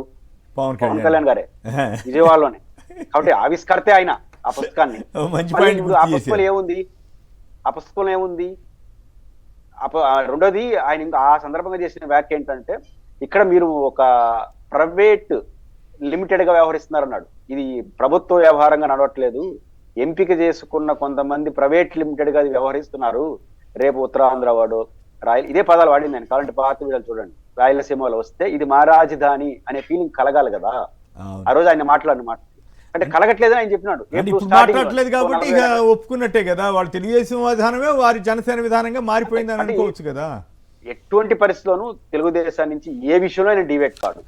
ఖచ్చితంగా మదర్కి ఏదో ప్రాబ్లం ఉందని వెళ్ళినట్టుగా మనకు తెలుస్తుంది. ఆయన సహజంగా తప్పకూడదు. ఆయన ఎటువంటి పరిస్థితుల్లో డివేట్ కాదు. తెలుగుదేశంతో చాలా సోషల్ మీడియాలో వచ్చింది ఏమి అట్లాంటిది ఏమి లేదన్నట్టుగా కూడా నాగబాబు గారు నాగబాబు గారు ట్వీట్ వేశారని ట్వీట్ చేస్తే ఓకే వేశారని సోషల్ మీడియాలో కూడా అది సహజంగా. అది అది అది నిజమా కాదో తెలియదండి నాగేంద్ర తప్పు బాబు కూడా గారు కాదు. చేసిందా? వాళ్ళ మదర్ వాళ్ళ కుటుంబ సభ్యులు ఎలా అయినప్పటికీ మంచిది కూడా కదా. ఒకసారి క్యాబినెట్ హాజరైన తర్వాత ఆటోమేటిక్ గా దానికి ఆమోదం తెలిపినట్లే కదా. నేను పైగా హాజరు వరకు పార్టీ పరంగా చూడలేదు. ఇంతవరకు పార్టీ పరంగా ఇంతవరకు ఇన్ని వేల ఎకరాల అవసరం లేదు, ఇన్ని వేల ఎకరాల అవసరం లేదని వాళ్ళేమి నిర్ణయాలు కానీ అధికారికంగా ప్రకటనలు ఏం చేయట్లేదు కదా. అసలు ఈ గోళ నేను రాజధాని విషయం కాదు, ఏ విషయంలో కూడా నేను బలంగా నమ్ముతున్నా పవన్ కళ్యాణ్ గారు తెలుగుదేశంతో డివేట్ అయిపోరు. ఆయన గట్టిగా, ఆయన మనకన్నా గట్టిగా చెప్తున్నాడు. మొన్న సమావేశం అదిగా చెప్పింది 1 year లో ఏం చేశారో చెప్పడం మానేసి ఇంకో 10 ఏళ్ళు కలిసి వెళ్తాము, ఎవడు మమ్మల్ని ఎడగొట్టాడని చెప్తున్నాడు కదా. వాళ్ళు ఇంకేం కావాలి? పురుషోత్తమ రెడ్డి గారు, ఇది సంచలన వార్తగా ఉంది. చంద్రబాబు సర్వీస్ కమిషన్ గ్రూప్ 1 ఇంటర్వ్యూలో గూడు పుటాణి అంతా గుమ్మరంగా అంటూ వచ్చిన కథనం మీద మీ అభిప్రాయం ఏంటి? అంటే పత్రికల్లో కథనం చూశాను. చంద్రబాబు అంటే లోకేష్ గారా మీరే తెలియదు మనకి, మరి వాడు ఏం చేశారు నాకు చంద్రబాబు అంటే ఉంది లోపల మరి మనకి తెలియదు. ఆ పదం లేకుండా మళ్ళీ వాడితే మళ్ళీ వాళ్ళకేం కోపం వస్తుందో, మరి ఇది దీని వెనకాల కుట్ర ఉందంటారు, జాగ్రత్త. మళ్ళీ అట్లా తొందరపడి పేరు పెట్టమండి. వాళ్ళు వచ్చి చంద్రబాబు రాసింది వాళ్ళు కదా, ఆ? రాసింది వాళ్ళు కదా. కాబట్టి పాయింట్ ఏంటంటే ఏదైనా సరే పారదర్శకంగా ఉండాలి. కానీ ఇప్పుడు పరీక్షల నిర్వహణ అవన్నీ పదే వాయిదాలు పడ్డా, ఇప్పుడు మీకు గ్రూప్ డిఎస్సికి సంబంధించి చైర్పర్సన్ కి ఆ రోజు రాష్ట్ర ప్రభుత్వానికి మధ్య గ్యాప్ వచ్చింది. అంటే అవి నిర్వహించాలని, వాళ్ళు నిర్వహించకూడదని. చివరికి ప్రభుత్వమే మేము చెప్పినా వినట్లేదని పిల్లలు వదిలింది ఒక దశలో. ఇట్లాంటి చర్యలు ఏమవుతుందంటే అపనమ్మకాన్ని క్రియేట్ చేస్తుంది. పరీక్షలు అనేది ఖచ్చితంగా నో డౌట్ ఇప్పుడు ప్రతి నిర్మాణంలో అంటే ప్రధానంగా అపాయింట్మెంట్ డెసిషన్ మేకింగ్ లో ఖచ్చితంగా తెలుగుదేశం పార్టీలో కీ రోలు చంద్రబాబు గారి తర్వాత లోకేష్ గారు ఉంటారు. బట్ ఇట్లాంటివి నిజానిజాలని తెలియకుండా మనం ఎవరికి ఆపాదించలేం. కానీ బట్ ఇట్లాంటి వార్తలు వచ్చినప్పుడు ప్రజలకు అనుమానం రీతిలో బాగా జరుగుతుందని అష్యూరెన్స్ అయితే ప్రభుత్వం ఇస్తే వాళ్ళే స్పందించి ఇది వాస్తవం, ఇది కాదు, ఇది మంచిది కాదు, మాకు అలాంటి ఉద్దేశాలు కాదు, క్లారిటీ ఇవ్వాలి. ముఖ్యంగా నిరుద్యోగులు ఇట్లా ఏం జరగండి, మీరు ప్రశాంతంగా ఉండండి, మీరు మీ చదువుల మీద ఆధారపడనని వార్త నిజం కాకపోవచ్చు, బట్ అష్యూరెన్స్ ఇవ్వాలి. ప్రజలు అనుమానిస్తారు కదా. ఇప్పుడు దేన్ని అంటే దాంట్లో పాయింట్ ఏంటంటే మొదట 3 బోర్డులు ఏర్పాటు చేసి తర్వాత మళ్ళీ ఒక బోర్డుకే ఇంటర్వ్యూ బోర్డు పరిమితం చేయడం అనేది డౌట్ఫుల్ గా ఉందనేది కథనం. ఈ క్లారిటీ ఇవ్వాలి, ప్రభుత్వం క్లారిటీ ఇచ్చేస్తే సమస్య ముగిస్తుంది. రైట్, మీరు కూడా ఏమైనా మాట్లాడతారు సంక్షిప్తంగా? కుమ్మనేని గారు, ఈ ఉద్యోగాలు వీటిల్లో తెలుగుదేశం చేసే వాటి గురించి మనం ఎంత తక్కువ మాట్లాడుకుంటే అంత మంచిదండి. గతంలో చాలా ఆరోపణలు వచ్చినాయి. వాళ్ళే నోటిఫికేషన్ ఇస్తారు, ఇలాంటి ఎలిగేషన్ నోటికి తీసుకొస్తారు, కోర్టు కేసు వేస్తారు, ఉద్యోగాల రిక్రూట్మెంట్ ఆపేస్తారు. 2024 జూన్ 12 సంతకం పెట్టిన డిఎస్సికి దాదాపు 12 నెలలు 13 నెలలు అయిపోతే ఇవాళ వరకు దిక్కు దివానం లేదు. పరీక్షలు అదేనండి, ఆయన ఏం చెప్పారు, 3 నెలల్లో చేసేస్తారు. ఇప్పుడు ఇవాళ కౌన్సిలింగ్ జరిగిన తర్వాత టీచర్లు మిగిలిపోయారని చెప్పి అక్కడ 1200 వార్తలు వస్తా ఉన్నాయి. సో జగన్ గారు గవర్నమెంట్ లో ఉన్నప్పుడు చెప్పింది ఏంటి, స్టాఫ్ ఉన్నారు కాబట్టి 1202 మంది మిగిలిపోయారు అన్నారు. కరెక్టే, మంచి పాయింట్. బదిలీలు పదోన్నతులు ముగిసాక 1202 మంది మిగిలిపోతే మరి 16,000 మందిని ఎట్లా? నేను అదే చెప్తున్నాను. ఉద్యోగాలు ఇదే చంద్రబాబు నాయుడు గారు అవనగడ్ల లాంటి చోట మాట్లాడతా, లేకపోతే పవన్ కళ్యాణ్ గారు మాట్లాడతా 45,000 ఉద్యోగాలు ఖాళీలు ఉన్నాయి, టీచర్లు ఉద్యోగాలు ఖాళీలు ఉన్నాయి ఉత్సాహంగా చెప్పారు. ఇవాళ రోజున మీరు గవర్నమెంట్లోకి వచ్చి 16,000 ఉన్నాయి. 16,000 మందిని ఈ అకాడమిక్ ఇయర్ స్టార్ట్ అయ్యేలోపు రిక్రూట్ చేస్తాం 100 సార్లు చెప్పారు. కనీసం చేయాలి కదా. నిజంగా ఖాళీలు ఉంటే, నిజంగా 50,000 ఖాళీలు ఉంటే మీరు ఏ విధంగా స్కూల్స్ నడుపుతున్నారు, ఏ విధంగా గవర్నమెంట్ స్కూల్స్ నడుపుతున్నారు? సో నడపలేకపోతున్నారు. This is number 1. ఈ రిక్రూట్మెంట్ కూడా ఈ సంవత్సరం డిసెంబర్ వరకు లాగేసేసి వాళ్ళకి ఆ 3 నెలలు ట్రైనింగ్ ఇచ్చి నెక్స్ట్ అకాడమిక్ ఇయర్ ఖాళీ అయ్యే పోస్టులే 16,000. ఓకే. సో ఈ మధ్యలో రిటైర్మెంట్స్ ఇవన్నీ వస్తాయి. సో ఇదండి. తర్వాత అలాగే మీరు ఏ డిపార్ట్మెంట్లో తీసుకున్నా, ఒక గతంలో కానివ్వండి ఇప్పుడు కానివ్వండి, చంద్రబాబు నాయుడు గారు చర్చ అది కాదు, పాయింట్ ఏంటంటే నేను అదే చెప్తున్నాను. ఈ పబ్లిక్ సర్వీస్ కమిషన్ మీద పబ్లిక్ సర్వీస్ కమిషన్ ఆరోపణ దాని మీద ఈ ఇంటర్వ్యూలకు వెళ్ళే వాళ్ళకి కూడా ఏదో చెప్తారంటండి, ఎస్సీ బీసీ అని రాస్తారంట. ఎస్సీ అంటే సేమ్ క్యాస్ట్, బీసీ అంటే బాబు క్యాస్ట్. అంటే అది ఏ ప్రభుత్వంలో ఉన్నా జరగచ్చుగా? జరగచ్చు, కానీ నేను చెప్తున్నానండి దాని మీద ఏదో అప్లికేషన్ మీద ఏదో రాసేస్తారు, లేకపోతే ఊహాగానాలు కదండి, అలాంటివి జరుగుతున్నాయి అనేది వాళ్ళ సర్కిల్స్లో జరుగుతున్నాయండి ప్రచారాలు. అది నిజమా కాదా అనేది వాళ్ళే తేల్చుకోవాలి.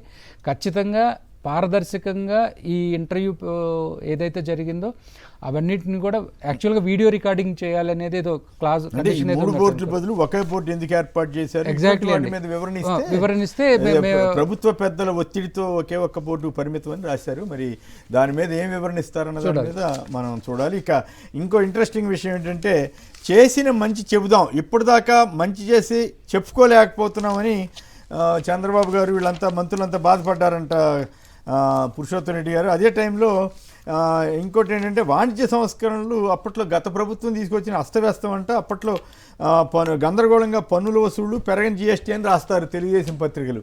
మీరు ఒప్పుకుంటారా పురుషోత్తం రెడ్డి గారు? నిజంగానే ఈ చేసిన మంచి చెప్పుకోలేకపోతున్నారా, ఎక్కువ చెప్పుకుంటున్నారా? అంటే దీంట్లో ఒక్కదాన్ని నేను సానుకూలంగా ఏం చూస్తానంటే, మంచిగా చెడ్డ పక్కన పెట్టేస్తే వాళ్ళ గురించి వాళ్ళు చెప్పుకోవడం చేసుకుంటే మంచిది. ఇంకైనా దీని నుంచి గుణపాఠం నేర్చుకొని మన గురించి మనం చెప్పుకోకుండా 24 గంటలు జగన్మోహన్ రెడ్డి నామస్మరణ చేస్తే డబ్బులు వస్తాయని విషయం అర్థం చేసుకున్నట్టున్నారు. అంటే మన ప్రభుత్వం ఏం చేయబోతోంది, మేమేం చేయబోతాం, భవిష్యత్తులో ఏం చేస్తామని చెప్తే ఎంతో కొంత ప్రజలు అర్థం చేసుకోవడం, కన్విన్స్ అవుతారు.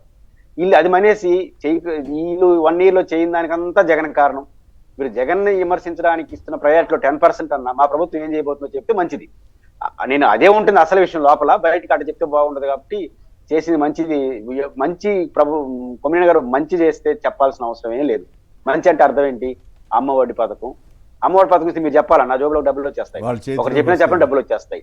రైతు భరోసా ఇంప్లిమెంట్ చేసేసారనుకోండి, చెప్పాలనా? చేసిన మంచి 20వ తారీఖు ఇస్తానని చెప్పారా? 20వ తారీఖు ఆయన ఏమనుకున్నా అంటే, కేంద్ర ప్రభుత్వం అనౌన్స్ చేసి దాంట్లో కలిపిచ్చేద్దామని. కేంద్ర ప్రభుత్వం ఇంకా ఇవ్వాల, కేంద్ర ప్రభుత్వంతో కలిపిస్తారు. వాళ్ళ 14,000 రూపాయలు డివైడ్ చేసుకుంటారా, లేదా జగన్ గారి లాగా అంతే ఇస్తారా, ఏమి తెలియట్లా. ఇంతిమిద్దంగా ఏం చెప్పట్లా. వాళ్ళు హామీ అయితే 20,000 ఒకేసారి ఇస్తాను. ఇప్పుడు 20,000 ఒకేసారి ఇచ్చారనుకోండి, మీరు చెప్పాలన్నా, వాళ్ళ జోబులో పడిపోతుంది. కాదు, ఇప్పుడు మళ్ళీ వాయిదాల పద్ధతినే ఇస్తామన్నట్టున్నారు కదా? వాయిదా 3 పద్ధతులు, కేంద్ర ప్రభుత్వం 3 దఫాలుగా ఇస్తుంది కాబట్టి మేము కూడా అదే ఇస్తామని క్లియర్ చేసేసినాడు. 3 విషయాలు క్లియర్ చేసేసాడు. రైతు భరోసా అనేది మేము చెప్పినట్టయితే 20,000 ఒకేసారి ఇవ్వము, జగన్ గారి లాగానే ఇస్తాము. ఆ పదం ఆడకుండా అది చెప్పారు.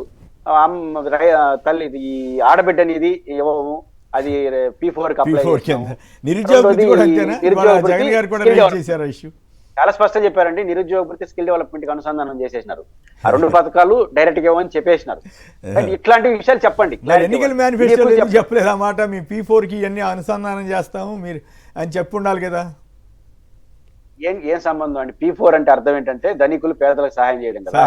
ఇక్కడ ఆడబిడ్డ నిధి అనేది 18 ఏళ్ళ నుంచి 50 ఏళ్ళ వాడికి సహాయం, అది సేవ, ఇది సహాయం. మీరు దీంట్లో పేదరికం సంబంధం లేదు. ఎవరికైనా 18 ఏళ్ళ ఆడబిడ్డకి ఇచ్చేవాళ్ళు, ఇస్తారా? ఎవరన్నా ఒకరు. 2, ఈ స్కిల్ డెవలప్మెంట్ అనేది నైపుణ్యాన్ని అభివృద్ధి చేసి పరిశ్రమల్లో ఉపాధి అవకాశాలు పొందే ఒక ఏర్పాటు. అది ఏ ప్రభుత్వం చేస్తుంది. అంతవరకు ఇచ్చేదే కదా నిరుద్యోగ వృత్తి. ఆ పని పూర్తయింది. మళ్ళీ ఇవ్వనని డైరెక్ట్ గా చెప్పకుండా చెప్పాడు. అందువల్ల నాకు సంతోషం ఏంటంటే, ఈ 2 పథకాల పైన ఎక్కువ ఆశలు పెట్టుకోవద్దని చెప్పినందుకు సంతోషం. మళ్ళీ దాని గురించి ఆశలు పెట్టుకునే అంతే కదా, దాని మీద లేనిపోయిన ఆశలు ఎందుకు, ఇంకా దీని మించి లేదని చెప్పేశాడు. సంక్షేమ పథకాలు ఈ 4, ఈ 2 దానికి అనుసంధానం చేశాం. ఇంకెవరు మాట్లాడొద్దండి, అది 4 మంది ఏదో చెప్పినాడు. నా పాయింట్ ఏంటంటే, నిజాలు చెప్పండి. అంటే ఇప్పుడంతా చేసి ఇప్పటిదాకా మంచి చేసి చెప్పుకోలేకపోతున్నాం అని బాధపడ్డారంట. మంచి చేసి కాదు, జగన్ గురించి ఎక్కువ మాట్లాడి తప్పు చేసామనేది వాళ్ళు అనుకుంటారు. జగన్ గురించి ఎక్కువ తిట్టి ఆయన గురించి కారణాలు చెప్తే ఆయన గుర్తొస్తున్నాడు. మనం చేసేది, మనం మంచి అనే పదం పక్కన పెట్టేసి మనం చేసేది చెప్పుకుంటే మంచిది, అది కరెక్ట్. వాళ్ళు చేసేది చెప్పి వాళ్ళు చేయలేనిది చెప్పుకుంటే 2, వాళ్ళు చేసేది చెప్పాలి, వాళ్ళు చేయలేనిది చెప్పాలి. 2, జిఎస్టీకి సంబంధించి క్లియర్ గా అర్థం అవుతుంది కదా. పాయింట్ ఏంటంటే, జగన్ గారు అధికారులు ఉన్నప్పుడు సంవత్సరానికి 60,000 కోట్ల రూపాయలు ప్రజల జోబులో డబ్బులు పెట్టాడు. సాధారణ లెక్కలు మాట్లాడు. చంద్రబాబు గారు చెప్పారు ఈ సంవత్సరం 35,000 నుంచి 40,000 కోట్లు పెట్టామని. 20,000 కోట్లు పెట్టలేదు కదా. ఆ 20,000 కోట్లు లాసే కదా జిఎస్టీ. ఇంకా అంతకుమించి లెక్క ఏం కావాలి? ఇదంతా కూడా మళ్ళీ జగన్ గారి గవర్నమెంట్ కి ఆపాదిస్తూ కథనాలు రాయటం, అది విశేషం. అదే తగ్గించుకుంటే మంచిదని చంద్రబాబు గారు చెప్పారు. మనం మంచి చెప్పుకుందాం అంటే మన గురించి మనం చెప్పుకుందాం, మనం చేయలేని చెప్పుకుందాం. ఈ డైలాగ్ గాని మార్చుకుంటే ప్రభుత్వానికి మంచిది. రైట్. శ్రీధర్ గారు చేసిన మంచి చెప్పుకోలేకపోతున్నారు. అవునండి, వాళ్ళు గవర్నమెంట్లోకి వచ్చాక చాలా మంచి పనులు చేశారు. ఎంత మంచి పనులు అంటే ఇంటింటికి రేషన్ పంపించే వాటిని రేషన్ కార్యక్రమాలు వ్యాన్లు ఎత్తేసారు, ఇంటింటికి ఉన్న వాలంటీర్ వ్యవస్థను ఎత్తేసారు. ఎంత దారుణమైన పరిస్థితులు వచ్చినాయంటే విజయవాడ నడిబొడ్డులో సీఎం గారి ఇంటికి పక్కన వరదలు వస్తే దాదాపు 10 రోజుల పాటు ఆహారం కూడా సప్లై చేయలేనన్ని మంచి పనులు చేశారు. ఫుడ్ ప్యాకెట్లు కొట్టుకునే మంచి పనులు చేశారు. నిన్న యోగా అని చెప్పి మరి 300 కోట్లు అంటున్నారు, నిజమెంతో ప్రభుత్వమే చెప్పాలి. మ్యాట్లు కూడా వచ్చిన వాళ్ళందరికీ పంచకపోతే ఉన్న మ్యాట్లు లాక్కొని పరిగెత్తుకునే మంచి పని చేశారు. సో ఇలాంటి మంచి పనులు చేస్తూ ఉన్నారు కాబట్టి అవన్నీ చెప్పుకోలేకపోతున్నారు. సో అవన్నీ చెప్పుకుంటే చాలా బాగుంటుంది. రైతులకి గిట్టుబాటు రేటు ఇవ్వలేదు. మేము చాలా ఇచ్చాము. రైతులంటే 273 కోట్లతో పొగాకు రైతును ఆదుకున్నామని అంటే ఏ విధంగా దేశ చరిత్రలోనే ప్రథమం అని కూడా అవునండి, 273 కోట్లు ఆదుకున్నారు. మీరు ఏ రేటు మీద కొన్నారు? పోయిన సంవత్సరం ఉన్న రేట్ ఏంటి, అంత ముందు సంవత్సరం ఉన్న రేట్ ఏంటి? అది కదా మీరు చెప్పాల్సింది. 273 కోట్లు ఇచ్చామంటే ఎన్ని లక్షల మంది రైతులకు ఇచ్చారు. సో ఇవన్నీ క్యాలిక్యులేట్ చేస్తే అసలు బండారం బయటకు వస్తుంది ఒకటి. రెండోది వచ్చేసేటప్పటికి పన్నుల విధానం అస్తవ్యస్తం అని చెప్పి మాట్లాడుతూ ఉన్నారు. ఇదే చంద్రబాబు నాయుడు గారు, నేను విజనరీ, నేను అడ్మినిస్ట్రేటర్, నేను గొప్పగా చెప్పుకునే చంద్రబాబు నాయుడు గారు 2018-19 ఆర్థిక సంవత్సరం దిగిపోయేటప్పుడు యావరేజ్న 31,000 కోట్ల రూపాయలు జిఎస్టీ రెవెన్యూ అండి ఆంధ్రప్రదేశ్కి. ఇవాళ అది 54,000 కోట్లకి 2023-24 ఆర్థిక సంవత్సరానికి 54,000 కోట్లు చేరారు. అంటే దాదాపు 20,000 కోట్ల రూపాయలు జగన్ గారి హయాంలో ఇర్రెస్పెక్టివ్ ఆఫ్ కరోనా ఉన్న 2 సంవత్సరాల టైంలో కూడా తీసేసినా కానీ మనం పెరిగాం. ఆ 54,000 కోట్లు తేవటానికి 300 కోట్లు బొక్కబడింది ఈ సంవత్సరం. ఏది ఫస్ట్ 3 నెలలు విపరీతమైన గ్రోత్ ఉంటే ఆ 3 నెలలది తీసేస్తే ఇంకొక 700-800 కోట్లు మైనస్లో ఉండేది ఈ ప్రభుత్వం. సో ఆ విధంగా వీళ్ళ పాలన ఉంటుంది. నెక్స్ట్ ఇంకొకటి ఏంటంటే వీళ్ళు చేసిన మంచి పనులు చెప్పుకుంటాం, మేము చాలా చేసామని చెప్తారు. కేంద్రం నుంచి గ్రాంట్లుగా వచ్చేవి కూడా తెచ్చుకోలేకపోయారండి. సో ఇలాంటి అసమర్థ ప్రభుత్వం, ఇంత చేతగాని చేవలేని ప్రభుత్వం ఇన్ని పెట్టుకొని మేము చేసిన మంచి పనులు చెప్పుకోలేనంటే ఇలాంటివన్నీ కూడా చెప్పుకుంటే కదా ప్రజలు ఏం చేశారనేది. రోజు ఇది ఒకటి రాస్తుంటారండి, మద్యం స్కామ్ అని రోజుకో రకంగా రాస్తారండి. మద్యం స్కామ్ లో మీకు మీరు అదేనండి, నేను అదే చెప్తా. ఇదే చంద్రబాబు నాయుడు గారు ఇంకో సినిమా ఏదైనా వచ్చింది అనుకోండి, గేమ్ చేంజర్ అనే సినిమా వచ్చింది. గేమ్ చేంజర్తో తీసుకొచ్చి she's the ship she's the rice అని చెప్పి గొడవ చేశారు. 7 కోట్ల రూపాయలు ఆంధ్రప్రదేశ్ డబ్బులు మనం కట్టాల్సి వచ్చింది, పెనాల్టీ కింద పే చేయాల్సి వచ్చింది. ఇదే మధ్య కుంభకోణంలో ఫస్ట్ మీరు చూస్తే అసలు 3,000 కోట్లు కాదు 10,000 కోట్లు కుంభకోణం అని మొదలెట్టుకొచ్చి దాన్ని 3,000 కోట్లకు ఆపారు. ఆ 3,000 కోట్లు 3,000 కోట్లు అన్నారు. ఆ 3,000 కోట్లలోతే ఇప్పుడు హవాలా కంపెనీలు, షెల్ కంపెనీలు పెట్టారు, బాగుంది. ఆ 3,000 కంపెనీలతోటే 1,000 కిలోల బంగారం కొనుక్కొచ్చారు, బాగుంది. ఆ 3,000 కోట్లతోటే ఇవాళ కొబేరా అనే కొత్త స్టోరీ. దీనికి మధ్యలో ఇంకొక స్టోరీ ఏంటంటే నిన్న మొన్న టాంజానియాలో ఎక్కడో చెవిరెడ్డి భాస్కర్ రెడ్డి గనులు కొన్నారు. ఇదే ఒక్క నిమిషం అండి, ఇదే మద్యం డబ్బులతోటి ఆంధ్రప్రదేశ్లో 175 నియోజకవర్గాల్లో డబ్బులు పంచారు. అసలు వీళ్ళు రాసేదానికి ఒకదానికి పొంతననేది ఏమాత్రం రోజుకో రకంగా కహానీలాగా ఈ రోజుకో కథను వండుతున్నారు. జనం నమ్ముతారనా లేకపోతే ఎట్లా? అది మీరేమనుకుంటున్నారు? మీరు నమ్ముతారా ఇటువంటివన్నీ? అంటే మద్యం కేసుకు సంబంధించి మీరు ఎవరైతే అనుమానంలో వాళ్ళపైన విచారణ చేసుకోవడానికి ఎవరో తప్పుపట్టరు. అంటే లాజిక్ ఎక్కడికి పోతుందంటే డైరెక్ట్ గా జగన్మోహన్ రెడ్డి అంటే మన ఆయనకి ఆపాదించాడు. అంటే సహజంగా కరప్షన్స్ ని ప్రజలు చాలా దగ్గరగా చూస్తారు, నమ్ముతారు. కొంత రాజకీయాల్లో మామూలైన ఆయన దాన్ని ఎక్కువ చేయడం ద్వారా ముద్రేసేద్దాం. ఏమవుతుంది కేసు అనేది ఇప్పుడు ఇంపార్టెంట్ కాదు కదా. కేసు కంక్లూడింగ్ అనేది ఇప్పుడు రాజకీయ పార్టీగా అధికార పార్టీ చూడట్లా. ఎంత అవకాశం ఉంటే అంత ఇష్యూ చేద్దాం, వాళ్ళని ఎత్తున రాళ్ళేయడానికి ఇచ్చిన ప్రాధాన్యతలో మీరు విచారణ ఇదివరకు రోజుల్లో ఒక లైన్ తీసుకుంటే కాదు సార్, ఇదివరకు రోజుల్లో ఒక లైన్ తీసుకుంటే అదే ప్రకారం డెవలప్ చేసుకుంటూ కథ వార్తలు రాసేవాళ్ళం. ఇప్పుడు అట్ట కాదు, రోజుకో రకం కథనం. ఒకరోజు ఓటర్ల దగ్గరికి వెళ్ళిపోయినాయి అంటారు, ఇంకో రోజు ఏమో బంగారం కొన్నారంటారు. వాళ్ళకే క్లారిటీ లేకపోతే ఎట్లా? ఏం కొన్నారు అబద్ధాలు రాయటంలో కూడా మద్యం కేసు ద్వారా, మద్యం ద్వారా ఉత్పత్తి ద్వారా వాళ్ళు సంపాదించారంటున్నారు కదా. ఫస్ట్ సంపాదించారా లేదో తేల్చేసేయండి. ఏం ఖర్చు పెట్టారో మళ్ళీ చూద్దాం. ఖర్చు గురించి ఎందుకు పెట్టుకునే వాళ్ళ గురించి ఖర్చు గురించి ఎందుకు ఆలోచిస్తున్నారు? వాళ్ళు దేనికి పెట్టారని ఇంపార్టెంట్ కాదు. కరప్షన్ జరిగిందా లేదా ఇంపార్టెంట్. కరప్షన్ తేల్చండి, తర్వాత తేల్చండి. కరప్షన్ తేల్చకుండా ప్రచారం పంచిందని తేలుస్తున్నారు. ప్రచారం కోసమే పనిచేస్తున్నట్లు ఉన్నాయి తెలుగుదేశం పత్రిక. అంతే కదా.